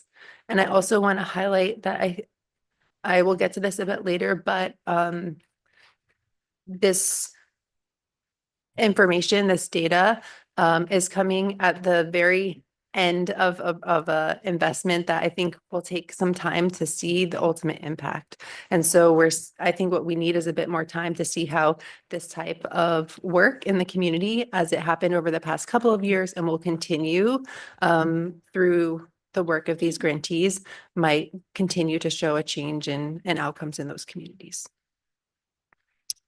Next slide, please. Okay, the next area of findings is related to cross-sector collaboration, and we'll start with healthcare. We've heard already the importance of the healthcare community in the EII system. We've heard about why that is, that oftentimes families might raise a concern about their child's development in conversation with a healthcare provider, and that's an opportunity for that provider to then provide that screening and be that first step in the EII and connection to EII services. We also know as we've heard earlier, that should also be a space where providers are conducting screenings regularly on a regular schedule. So that, again, is an opportunity for a connection to those earlier intervention services at the youngest ages. The importance of this community was made clear and understood by the Pathways partners. But in order to build those connections between community-based organizations and the medical community, what we found was that first there needed to be a growth in knowledge among the medical providers and the medical community. And so the Pathways grantees saw a need for expanded knowledge around early childhood development, around the EII system, around the screening processes and protocols and tools, as we've heard from Kathy. And then also about what to do if a child is identified as having a potential delay. Who are the resources in the community? What are the connections that they can help a family make in terms of referrals if there is an identified delay? What was interesting was then from our perspective on my team, then also working with Kathy and her team in LA Care, as they were working to address that specific need through the interventions that Kathy and the supports that Kathy described earlier in terms of the hands-on coaching for the different practices, helping those practices to understand and learn about screening protocols and workflows, modifying their workflows, and then those continuing medical education events where they were able to reach a larger network of providers and share a bit more about EII, referral pathways, and screening protocols and tools. Another very important partner in the EII ecosystem that we have heard from today and spoken about today are the regional centers. We know that grantees in both investments face challenges connecting with regional centers and closing referral loops. Crystal spoke a little bit about the different processes for intake, consent, and follow-up at each regional center, presenting a barrier to providers and other community members navigating that process.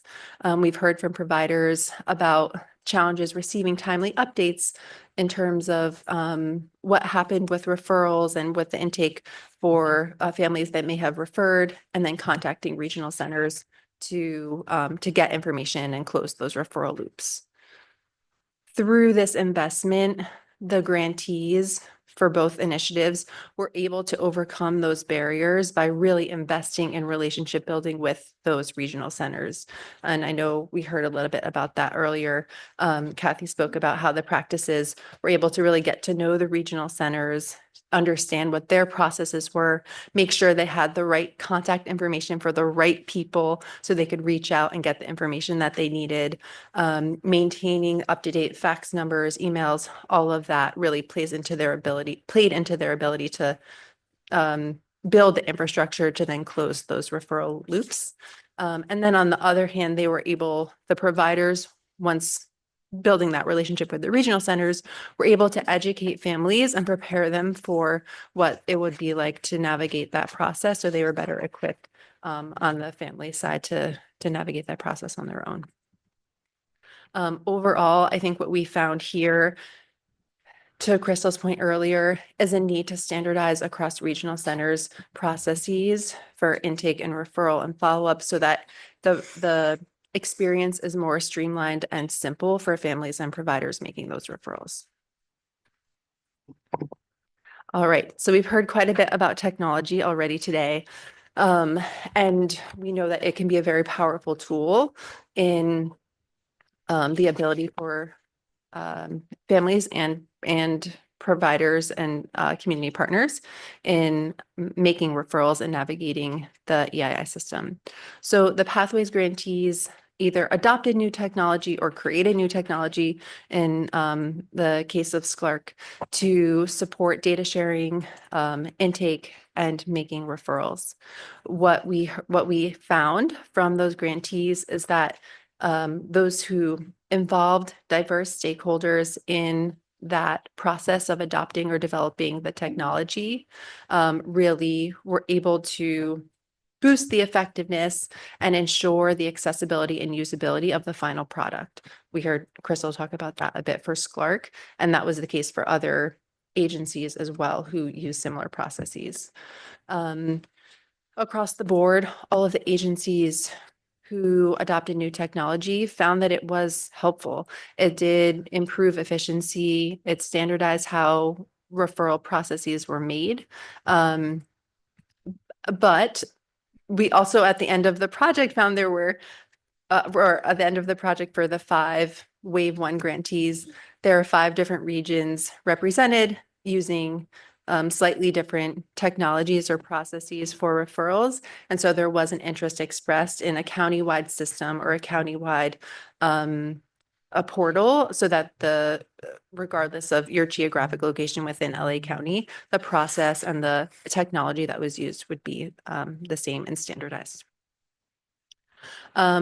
We also found that successful adoption of any new technology that was adopted through these initiatives required technical assistance and hands-on support for change management, for updating workflows.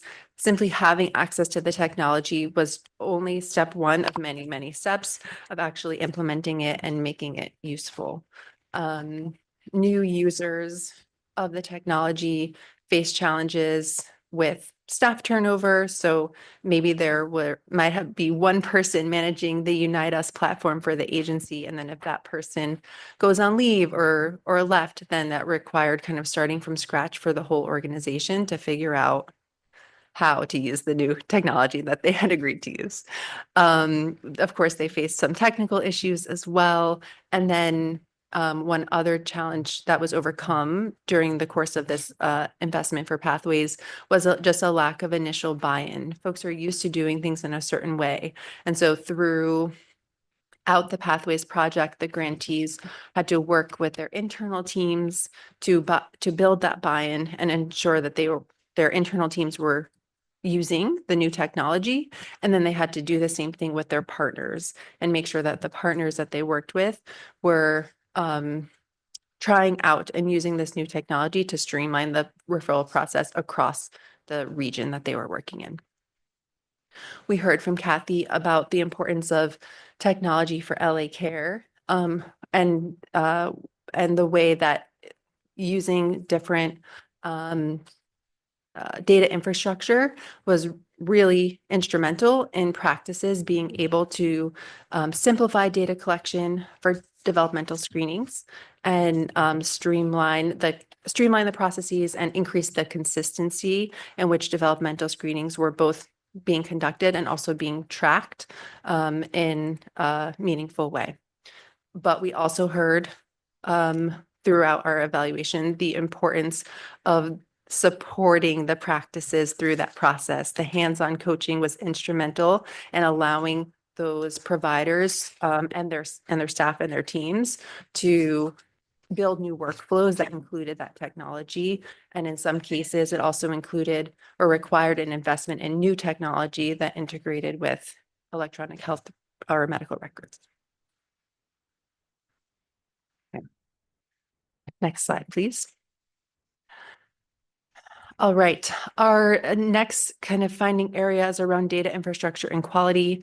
As it says here on screen, we really see data quality as an equity issue. We found a significant challenge in both investments was the lack of data infrastructure that existed at the beginning of the project, made it really difficult to collect meaningful, for example, race data to assess equity of outcomes or identify if there were disparities. So what we found is that it's critical that consistent and standardized data, including demographic data, is collected across partners within the EII ecosystem to be able to assess equity and to ultimately assess progress towards improving outcomes. And as we've already kind of acknowledged, This requires an investment in technology, including automated tools, capacity building, and hands-on support for staff members in order to ensure that that data collection is happening regularly and consistently. Okay. Finally, if we zoom out and think about what is required to build these strong partnerships and emerge with sustainable practice change in moving towards real systems change efforts, we found 3 factors were really critical. The first is coaching and technical assistance. I've touched on that a few times, but really having that hands-on support to help the folks who are changing their workflows and building new partnerships, providing them with the support that they need to get that ball rolling and to build the capacity that they need to continue that work. The second is funding. We heard from partners or for grantees, how important it was to have this funding in order to gain the buy-in from within their agencies. If they were used to working in one way, having this funding allowed them to speak to their leadership and say, hey, we have this funding, we're going to mix it up, and we can now because we're going to try something new and we're funded to actually pilot it and to adjust as we go if needed. And that was really powerful. And for the Pathways program as well, having the funding allowed them to build buy-in and actually fund partners to do the same thing to incentivize their adoption of new technology or participation in some of their other approaches. And then finally, systems change takes time.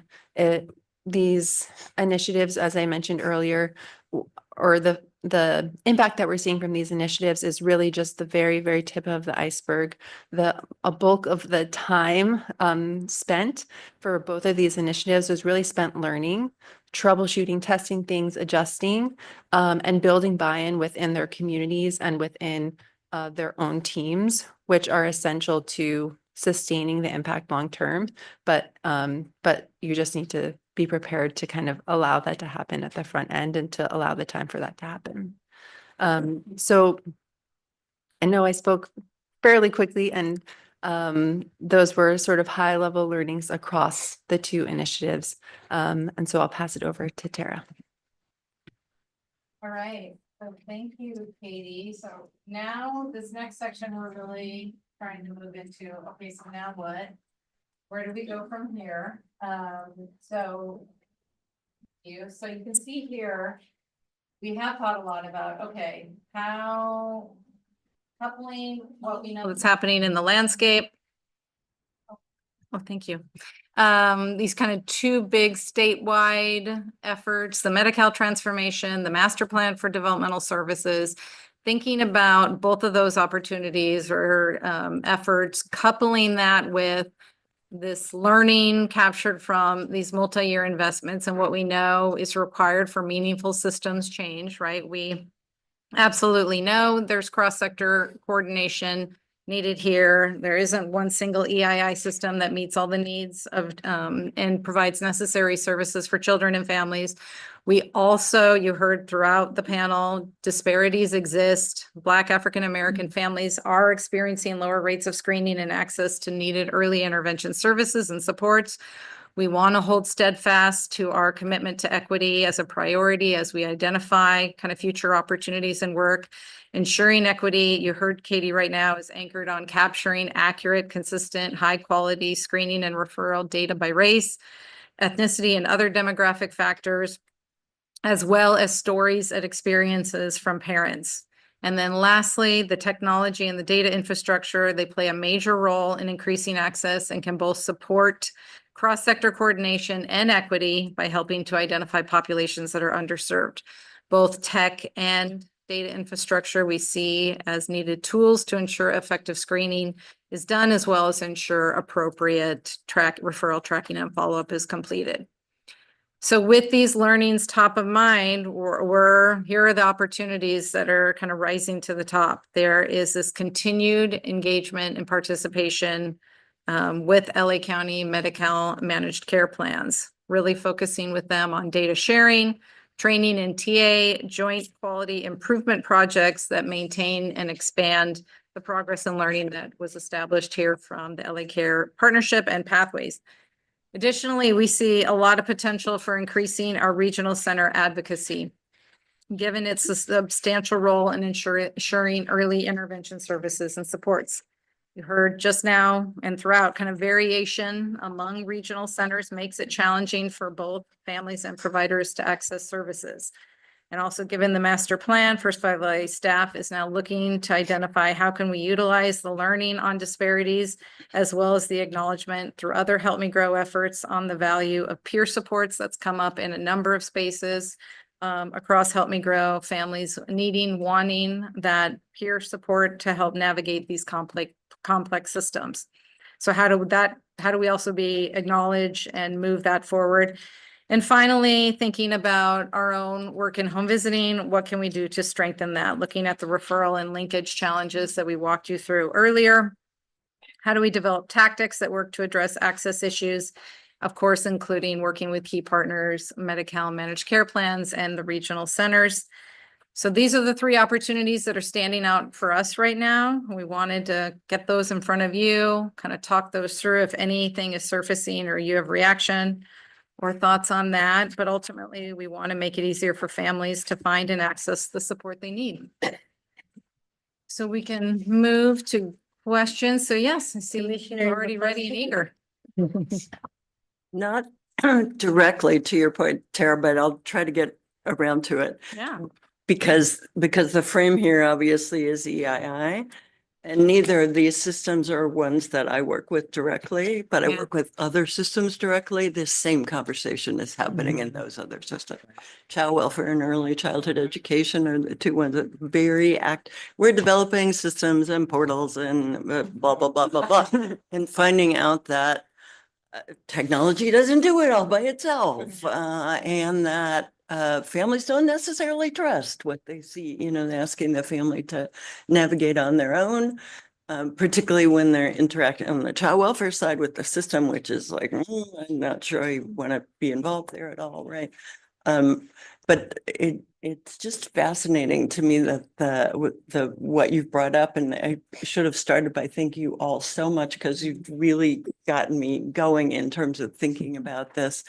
That there are some cross-cutting issues, and that because First Five is positioned both in terms of early education and home visiting and early intervention, and has other partners, beyond the immediate ones, that there may also be an opportunity to just think about what are the key challenges for us here in LA in trying to address these problems. I mean, I can think of, I don't know, 7 or 8 systems I know are being developed right now. Some are relatively small, some are bigger, some are just contracting with somebody else, et cetera.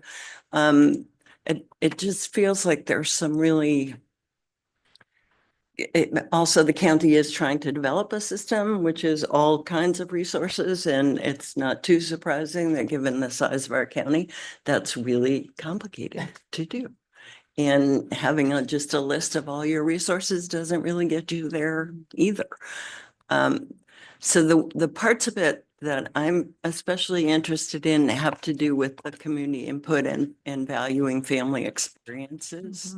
And it first, and then the cross-professional collaboration. So I'm biased on that. I used to run a interprofessional training program at USC.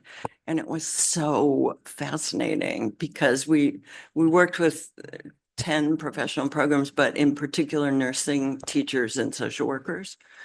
And they're just coming into their professions, into their master's degree training, by and large. Teachers was undergraduate as well.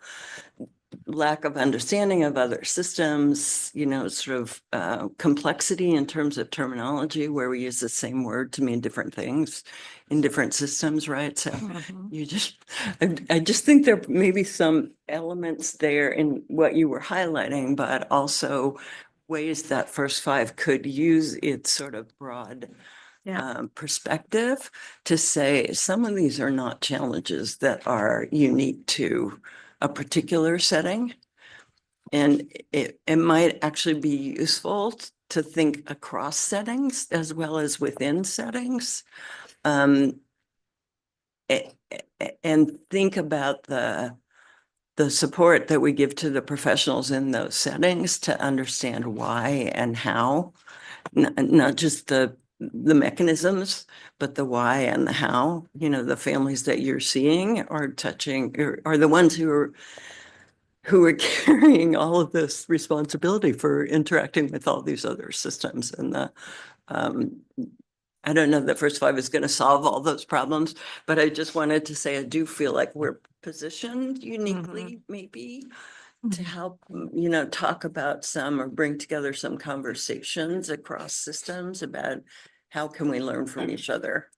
And we don't have to reinvent the, you know, start at the same place every time. We could keep getting better. Yep. Yeah. Commissioner. Thank you. Great presentation. So a couple of just concrete follow-ups on your topic on the implementation. So one, like, kudos for implementing a new portal, like that's a real change management. But you mentioned that there's like increased referrals and that a lot of those referrals are actually screening in for services. So like as a balancing measure, are you looking at like time to resolution? Because if you're getting this like huge influx, like that's just something I'm really interested in. But you also said there's like more efficiencies maybe on the other end with portal submissions. So just something I'm just curious like how that plays out. Well, so thank you. To your first question, well, actually your second point about the efficiency, it's key to keep in mind that the portal does not function as a screener. It's literally an opportunity to shore up the connection into our system. And we highlight that because oftentimes what families are looking for, and even professionals in identifying red flags, is, do I need to provide enough information to make sure that this moves through? Oh, I see. And that's not the goal. There are reasons for concerns, but a parent can also go through that process just because they feel like there might be something. Now, at some point in the conversation, they're going to be doing, gathering more information. That psychosocial is really valuable. And sometimes even conversation before that first intake psychosocial appointment will identify whether or not the regional center is the appropriate place, maybe another versus another agency. But ultimately, the portal is designed to just streamline that first point of connection of submitting the information. On the back end, once a child is found eligible, if we're understanding how regional center system works, then that would then connect them to the case manager, and then moving into the program plan development and additional assessments to identify what the outcomes need to be, right? And what are the goals that we're working on. To your question earlier, and hopefully I think I'm touching on it, is there is a mechanism to identify impact and outcomes of the child going through the early intervention program. DDS does an early start report where there are key indicators for that very reason, as well as other initiatives that help to identify the effectiveness of the early intervention service. But ultimately, it's more so we have to have the child there. Okay. And part of it is, what is the experience of the parent or caregiver even navigating that? Because what we also know happens is that the experience of understanding the why and the experience of getting to the point of service can really impact whether the family follows through. And regardless of the age of the child at the point of eligibility, getting them to that service is really key. The other key component in understanding how the systems work collaboratively alongside each other, 100% separate, is also understanding that insurance also has a requirement to provide direct services for that early intervention population. And what's often frustrating for professional and parent and understanding the system navigation is that even when the child is found eligible for early intervention services, law says that they have to explore generic resources first. Yeah. So there is the bit of the ping ponging, but the education as to how can then make sure they're getting connected on the healthcare side through the pediatrician and referrals, specifically there's more success in that with a managed care plan versus a standalone, Medi-Cal entity or even employer provided insurance. That's a different conversation for a different day. But it's really a matter of working the two systems simultaneously in the education for the parent and caregiver alongside the service coordinator, which is the case manager at the regional center. So that's also where the importance of connecting to the regional center comes into play, because the case manager is supposed to also help educate parents on the process. The term is literally in the title, service coordination, right? To ensure that they're coordinating care and services at identifying goals related important to the family's values that will influence better outcomes in putting services in place and seeing improvement in that child's overall development. So like that, along those lines for First Five's opportunity related to this issue is the health information exchange. So lanes, like, we have CCS program in my bureau, and it's similar, like which benefit, who's covering what it's very complicated. Yes. And so I just think it might be for like an opportunity for investment to think about. So I just got our home visitors on lanes. They drag them to it, but they're like using it to look for, it's like contact information, what other services are used, like who's the provider, the pediatrician, like, and so it would be so cool to see regional center, like our CCS teams are also using it to like basically coordinate benefits like you're talking about. So just for First Five, like, healthcare delivery system on board. It's not necessarily that like perhaps for the first phase, like the regional centers aren't like bi-directionally. I don't know, like you can put data in and get data out, but where you can even get view only, there's ways to participate maybe, so you can at least get the benefit of this, like what we're working on in the county overall. Coordinated care. Yeah, so you don't have to create your own system. So just to put that out there. Thanks. Yeah, great. Thank you all for all the information. I think I'm just flooded because I'm thinking 30 years ago is when Part H was implemented federally and in California, and I worked on Part H at that time. So sitting here thinking about a lot of what you've been talking about was talked about 30 years ago. So I'm a little like, oh my gosh, where are we today? But we do have better technology, and we do have the opportunity to make the systems begin to collaborate better. And I want to say, I guess I'm probably more regional center advocacy oriented, but I think that it's really critical at this point in time to think about regional center and the advocacy efforts because of the Medicaid potential cuts. And those Medicaid potential cuts will have a really big impact to the system and to also the healthcare system and the delivery of services around occupational therapy and physical therapy and all the services in the early intervention world. And that on a statewide level, whatever's happening with the master plan is really critical. And also thinking about and being very mindful and watching about any particular reductions that might occur in eligibility decisions. We went down to 25%. That could change if there needs to be some reductions. And we really need to be mindful of that and making sure that services are not cut for families. Also with the Medicaid cut and the wonderful work that the Family Resource Centers do, because they are often a first step and entry for families, and they're people that families can relate to because they're parents. And I know that often making those referrals is really critical. And could those Medicaid cuts come down and also change the support for families in the parent world? And I started to write down a whole bunch of stuff because it was just like, oh my gosh, we really need to be very careful. We didn't talk a lot. We've talked a lot about birth to 3, but we haven't talked about 3 to 5 and provisional eligibility. And I think that people need to be it's been kind of something that I've been really concerned about, because birth to 3 eligibility for regional centers 45 days. So a child comes into the regional center at 3.5 or 4 who never was maybe in the early start program. Now they have 120 days to determine the eligibility.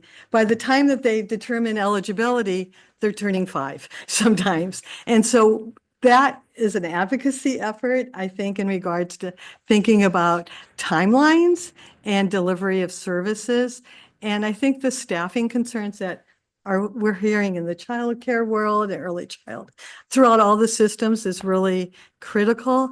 And that I really want to make sure that staffing, we have to really make sure that we gear up our staff and the people that are providing the services for families as well. And I could go on, so I'll stop there. Let's go ahead. I also have a lot of notes.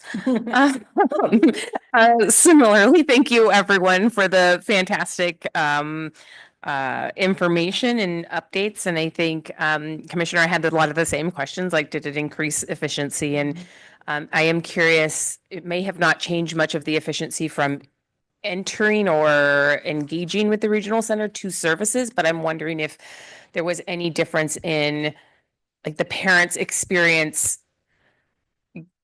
For example, for me being able to do something on technology, I can do it anytime, right? But when I have to call or do something during working hours, when I myself am working and we need a meeting, I often I'm like, oh, I'll just do it next time when I have a minute. And then I never have a minute, right? So I'm curious as to that kind of like experience and if and time frame there. I'll pause so you can answer that one first. That's a great question. We're not taking data on experience, which would kind of more flesh that out. But I think as we continue to see a trend in demographic in the parenting scheme of things, our younger parents are definitely more inclined, and in that effort, there is efficiency. We also have to consider access and ease of use with technology, which is why it's important for us to continue those other modes into the intake doors. Again, the phone calls, the walk-ins. We've come across families in our lobby talking with our reception. We're kind of known in our FRC to swoop in, like, don't talk to them, come talk to us, because of trying to navigate the conversation with your frontline staff who may or may not have the comfort in describing a little bit more detail versus you can just do this online. And, oh, okay, great, that's much easier. I was told I had to come down here, which is going back to the community education to our providers. And so as we continue to have more time in trending out the portal usage, we can better identify that. But we do have some forecasting just based on how we see some of our community engaging in those different modalities. So I've also spoken with my director of our clinical services who oversees our intake with the opportunity to pass it on to our executive director about drilling down more in our data collection on how the portal usage is coming together so that we can be able to speak better to how it is actually functioning and those areas of ongoing improvement, which includes document submission, right? And that's another key thing when we talk about technology and communication and kind of seamlessness and the willingness to have the funding or the buy-in to really make it an efficient process. Because it doesn't make any sense to have something of the technology that's halfway there. But ultimately, we're moving in that direction once we, theory versus implementation, and we can see some of the kinks. Yeah, no, I think it's fantastic, and that makes a lot of sense. I'm very much a self-identified data nerd, so the more that we can kind of tell the contextual story, I think that the more we're able to really like hone in efforts. I wanted to say. Commissioner McCroskey here is working with some of our LA County partners on some systems coordination efforts. She tapped on it, but I wanted to highlight that she's really, pseudo leading the charge on that. And I think that coordination is going to be key because what has not, it tapped to the beginning of the conversation, but it's kind of trickled into like the background is that we're not going to have a lot of money in the future, right? And so I think the more kind of alignment we have and really being intentional about those relationships, which you noted were one or two on the value add, are going to have to be key because we're going to need to lean into those relationships, right? People aren't going to have the opportunity to engage because they're getting paid to now, right? Like they're going to have to be engaged because they want to and because that they see the value add and now hopefully they've had some experience where they've seen the impact. And I think that's really important is really thinking through what can we do with minimal funds, not just our own funds, but just in the general context. I think that's unfortunately where we're at. And then I think the other piece worth also noting, I mentioned it over here, but I didn't mention it to the group, is I think we also have to acknowledge that we have a Health and Human Services Secretary who has some very strong opinions that are potentially going to be setting us back in terms of parents' interest in labels, parents' interest in finding out services. How do we communicate to parents, the value add of seeking services, and they're not necessarily being a label per se, but just a note that support would help, right?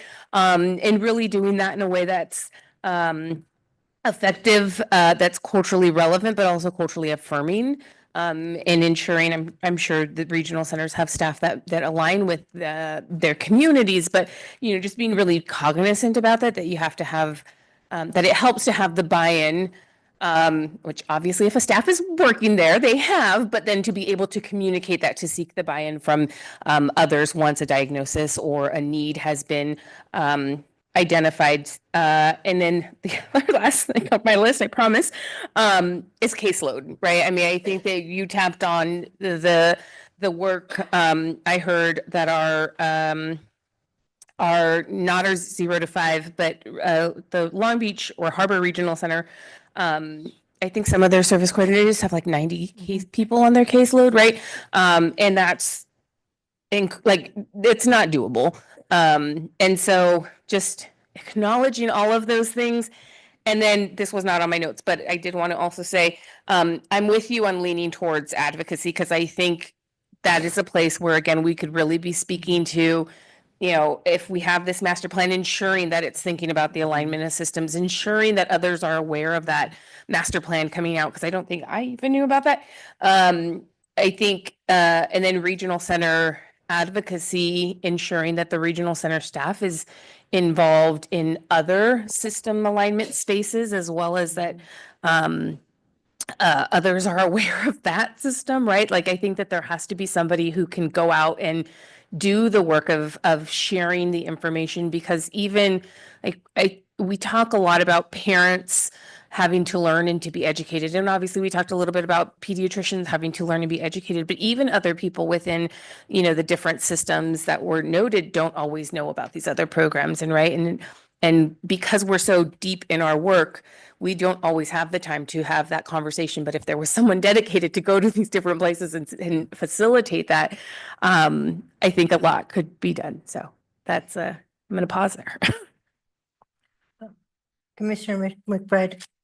Yeah, I also want to thank you for your presentation and for the work that Slark or Sklark? I want to make sure I'm saying it correctly. Slark? Both work. Okay. I especially love. I use a soft C, Slark. Stop. Okay, that's what I thought I was hearing. All right. And I appreciate it. I grew up in Watts, so Watts will always be near and dear to my heart, and I still have connections there and do work there. So I appreciate what you're doing in the community, and I'm a +3, I guess, for the regional advocacy, just knowing the benefits that are there. I also think that the lean into technology is so appropriate right now, because it does allow you to be more efficient in your processes, knowing that you have limited staff, they have limited bandwidth, but you still want to serve more families in a more efficient way. We've talked about technology in previous board meetings, Commissioner Byrd, and I agree on the AI, leaning into like AI and the opportunities there with increasing algorithms that actually create systems that align these services so that people can find them easier. And also, I think there's a generational lean into tech.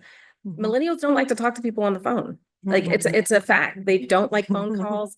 They don't, and Gen Z is not better. Telling my kids to call somebody to ask a question, they're like, can I just send them a text? Like, no. So there is an opportunity there to like be more, there are lots of ways to be culturally relevant. And one of them is based on age and the generations and what they utilize more than previous generations. I also appreciate the fact that this work is being done, because we know that the data points for Black families comes up often, being underserved the most. And we know that Black families are disproportionately displaced. And so when they're in one service area and they're pushed out, there may not be the continuity of care because there isn't a system that automatically connects it or even gives them a starting point. If I move from this area to this area, where is my regional center? How do I fall into that space? And so this is really helpful for that, and specifically for Black families who are often displaced. And just in the process of moving, do you even have the ability to focus on reconnecting to those services, even though you knew they were helpful where you were, and also moving into areas where the services are just not there. So with that in mind, I do know that our equity index is going to be incredible for this work to identify the areas where there are deserts of services. But my question is also, I'm getting to my questions. Number one, there were 5 grantees that, and you're one of them that did this work. How is this information being shared as a best practice with other regional centers? Is there work being done through the Association of Regional Centers to be that bridge to say, this is what we're doing, this is what's working? How can we support that partnership? And also the second question is just within your location, how have you seen this improve the working conditions of your staff? Like, how has this had a positive impact on just their day and the amount of work that they're able to get that's more quality focused, interacting with families versus answering these questions that are now answered on the portal? Do you want to take the first question to kind of address overall the UA? It's a great question, and the department was just talking about that before this meeting because we were obviously reprocessing and rethinking of like, where are the opportunities to get the word out on all of the learning and the progress across regional centers. So we talked about the State Association, ARCA. We've also talked about, and Crystal highlighted, regional centers reaching out, like hearing about the portal, like what's going on. And we've had a few emails and phone calls too from like Northern California where they're like, hey, we heard LA was doing some really exciting things. We have 2 more pathway grantees that are wrapping up in June. And so we were holding out for that finalized evaluation and kind of ending of that work to really map out or think through what are the opportunities to get this out more broadly. There's a convening of all of the regional center executive directors. They meet quarterly. And so getting on that agenda and figuring out what are the spaces and tables to spotlight this work, to get the info out there and yes, figure out where there's encouragement, pressure, right, to move this along. So yeah, not have it just be a report, right, that we always dread, like just get set aside and like now what? So that's part of this like opportunity conversation too, of as we move into defining in more detail the tactics for First 5 LA in this strategic plan, what comes next, building on the learning. So yes, we're brainstorming what are those spaces and tables where we can support advocacy and getting the message out. Thank you. And to your second point, job security is the biggest highlight. Nice. In the sense that our intake manager continues to jokingly say, can we please pause the child find? And our child find includes education, again, parent community and professional serving, which includes highlighting the portal. But beyond that, because regional centers are funded for their ops dollars via a formula of consumer growth, a current active case, and in projections. And so because we have an increase in our intake numbers across the lifespan, we can then advocate for funding to increase our intake staffing, which helps to manage the increase in the workload. And as a matter of fact, that is a conversation that I kind of overheard is taking place. The director of regional DDS, Pete, I'm going to mess up his last name, so if he's here, I'm sorry. Thank you. Is actually visiting our center shortly because there's this highlighted, of the continued growth we're having as a regional center and the need for considerations for increase in funding in the midst of what we're also dreading coming down of some potential reductions. So, but ultimately, because this is a system that does not turn away, it doesn't turn away a request. we are identifying appropriateness.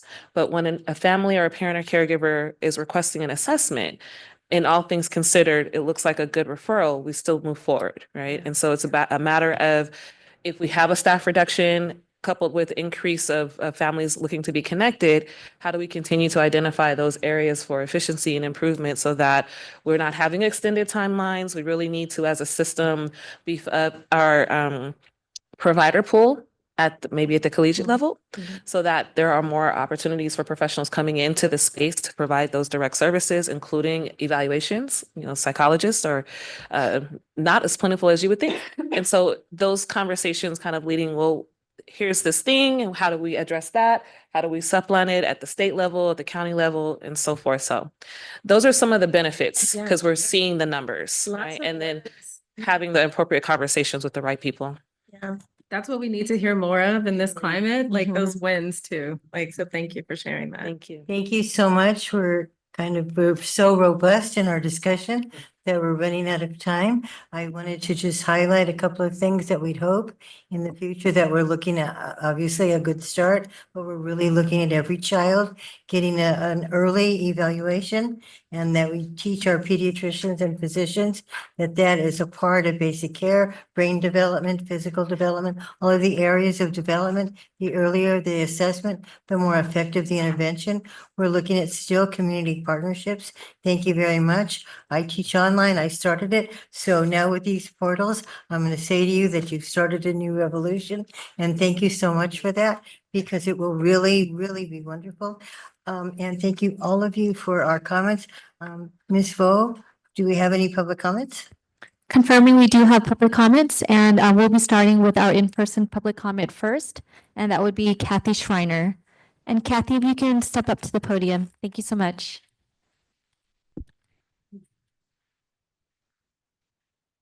Thank you. My name is Kathy Schreiner. I've been involved with Best Start San Fernando Valley since 2010, and with the Help Me Grow Children Community and Family Engagement Council for the last 3 years, and now with the HMG Coalition. I got into it especially because in Best Start, we were seeing that immigrant families were not getting early identification, and then we're not getting services either. And so I was so excited when they did start this pilot project with LA Care, and actually getting into the workings of the pediatric practices and how could they integrate the developmental screenings into those, because I felt like it would be really important that the parents would listen to something that came out of the medical office, and that could get the process going. And so I encourage you to read the evaluation, because there's a lot of details that Kathy wasn't able to cover. But the whole idea about that their medical record did not include this information from ages and stages, and that by the practices that came up with a way to do that made such a huge difference. And so, and then the coaching, so getting the staff to figure out how to do this in a more efficient way, so it could be integrated into the well-child visit. And so I really urge First Five to continue to provide some support in this capacity. I don't think you can just rely on the medical plans to be able to come up with extra resources to go and work with individual practices. And I talked to Kathy just in the break, they've identified some best practices now that will be easier to share with some of the individual practices, but I really encourage you to build this on forward. And then what, was been mentioned about the regional services and the Pathways Project, my other colleagues who have been on that, talk about it was a bit of a missed opportunity not to have one system, but on the other hand, really great systems came out of it. So now if there's a way to make it more common across. And then the whole idea about supporting the parents hasn't been talked about nearly enough. And the peer parent kind of support is necessary. We're certainly seeing that in our HMG Coalition, and the health department hired one parent partner in each spa. So you can imagine how, amazing how difficult that is to even begin to have recovery. But we really want to, bring that whole idea too, because it's the parents that don't know how to deal with this. Thank you. Thank you so much. Our next public comment will be on Zoom, and that would be Fran Goldfarb. Good afternoon. My name is Fran Goldfarb, and I'm the parent of an adult with a developmental disability, a member of the Help Me Grow LA Coalition, as well as a former CDC Learn the Signs Act Early co-ambassador to California. I'd like to congratulate the work and accomplishments of Help Me Grow LA and both First 5 LA and LA County Department of Public Health for their commitment to early identification of developmental delays. I wish that was the only reason that I'm speaking today. My real purpose is to share that I'm scared. Scared for our families and scared for our community. Historically, our commitment to infants and young children and their families has been hard to translate into action. We see that reflected in the low rates of developmental screening, as well as the reported frustration of families trying to access services and navigate systems. While we've made progress, we need to continue to expand our efforts, but instead we face new challenges. In today's political climate, we see little tolerance for the concepts of DEI. We see little commitment to health and healthy development. We see little support for science, and we see enormous funding cuts in our future. My hope is that this commission stays true to their commitment to young children by continuing your support of Help Me Grow LA, and that you have strategies in place to address any fiscal, philosophical, and practical barriers we face now and in the future. So I'm here today not only in support of the work of Help Me Grow LA, but with a plea that our critical support for families of infants and young children not get lost or overlooked. Thank you so much. Thank you. I'll move on to the next two public comments. They were emailed, so I'll be reading the first one from Lisa Scheuer. As a parent, as a small A advocate, as a member of the former Community and Family Engagement Council, and now the Help Me Grow Coalition, I applaud the important first steps that Help Me Grow LA has accomplished and look forward to the next steps.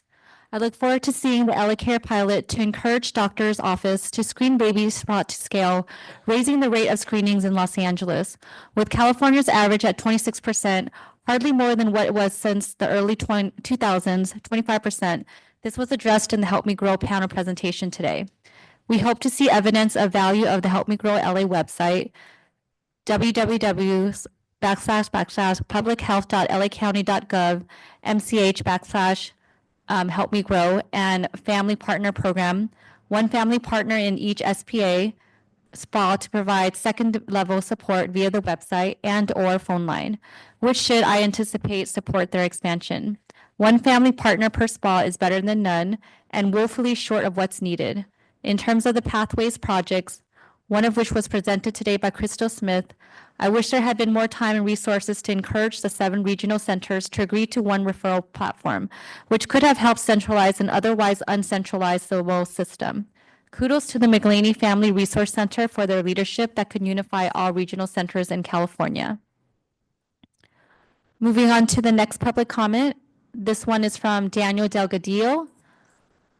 My name is Daniel Delgadillo, and I'm both a parent and the new co-chair of the Help Me Grow Coalition, formerly known as the Community and Family Engagement Council. I've been a proud member of this coalition for the past few years, and in that time, I've witnessed firsthand the meaningful impact Help Me Grow LA has made in promoting and expanding developmental screenings for infants and young children. There is renewed and promising momentum, particularly through LA Care Pilots program, to increase the number of screenings. I strongly believe that expanding this effort to include other Medi-Cal-funded HMO plans would significantly support LA County in reaching and ideally surpassing the national benchmark of 35% for developmental screenings across all categories. This work is crucial and must continue. The recent data presented by First 5 LA further underscores the program's value and effectiveness. Tools like referral portals have already proven instrumental in connecting families to regional centers, and I'm hopeful that soon a standardized and streamlined process will be fully implemented. As a member of the Help Me Grow Coalition, I know the strength of our mission lies in collaboration. By working meaningfully with key partners, including schools, regional centers, HMO plans, healthcare providers, families, and community-based organizations focused on early childhood, we have an opportunity to make LA a model for California and the nation. And that concludes our public comments for today. Thank you so much. Is there any other comments? All right, shall we move to adjourn? Thank you.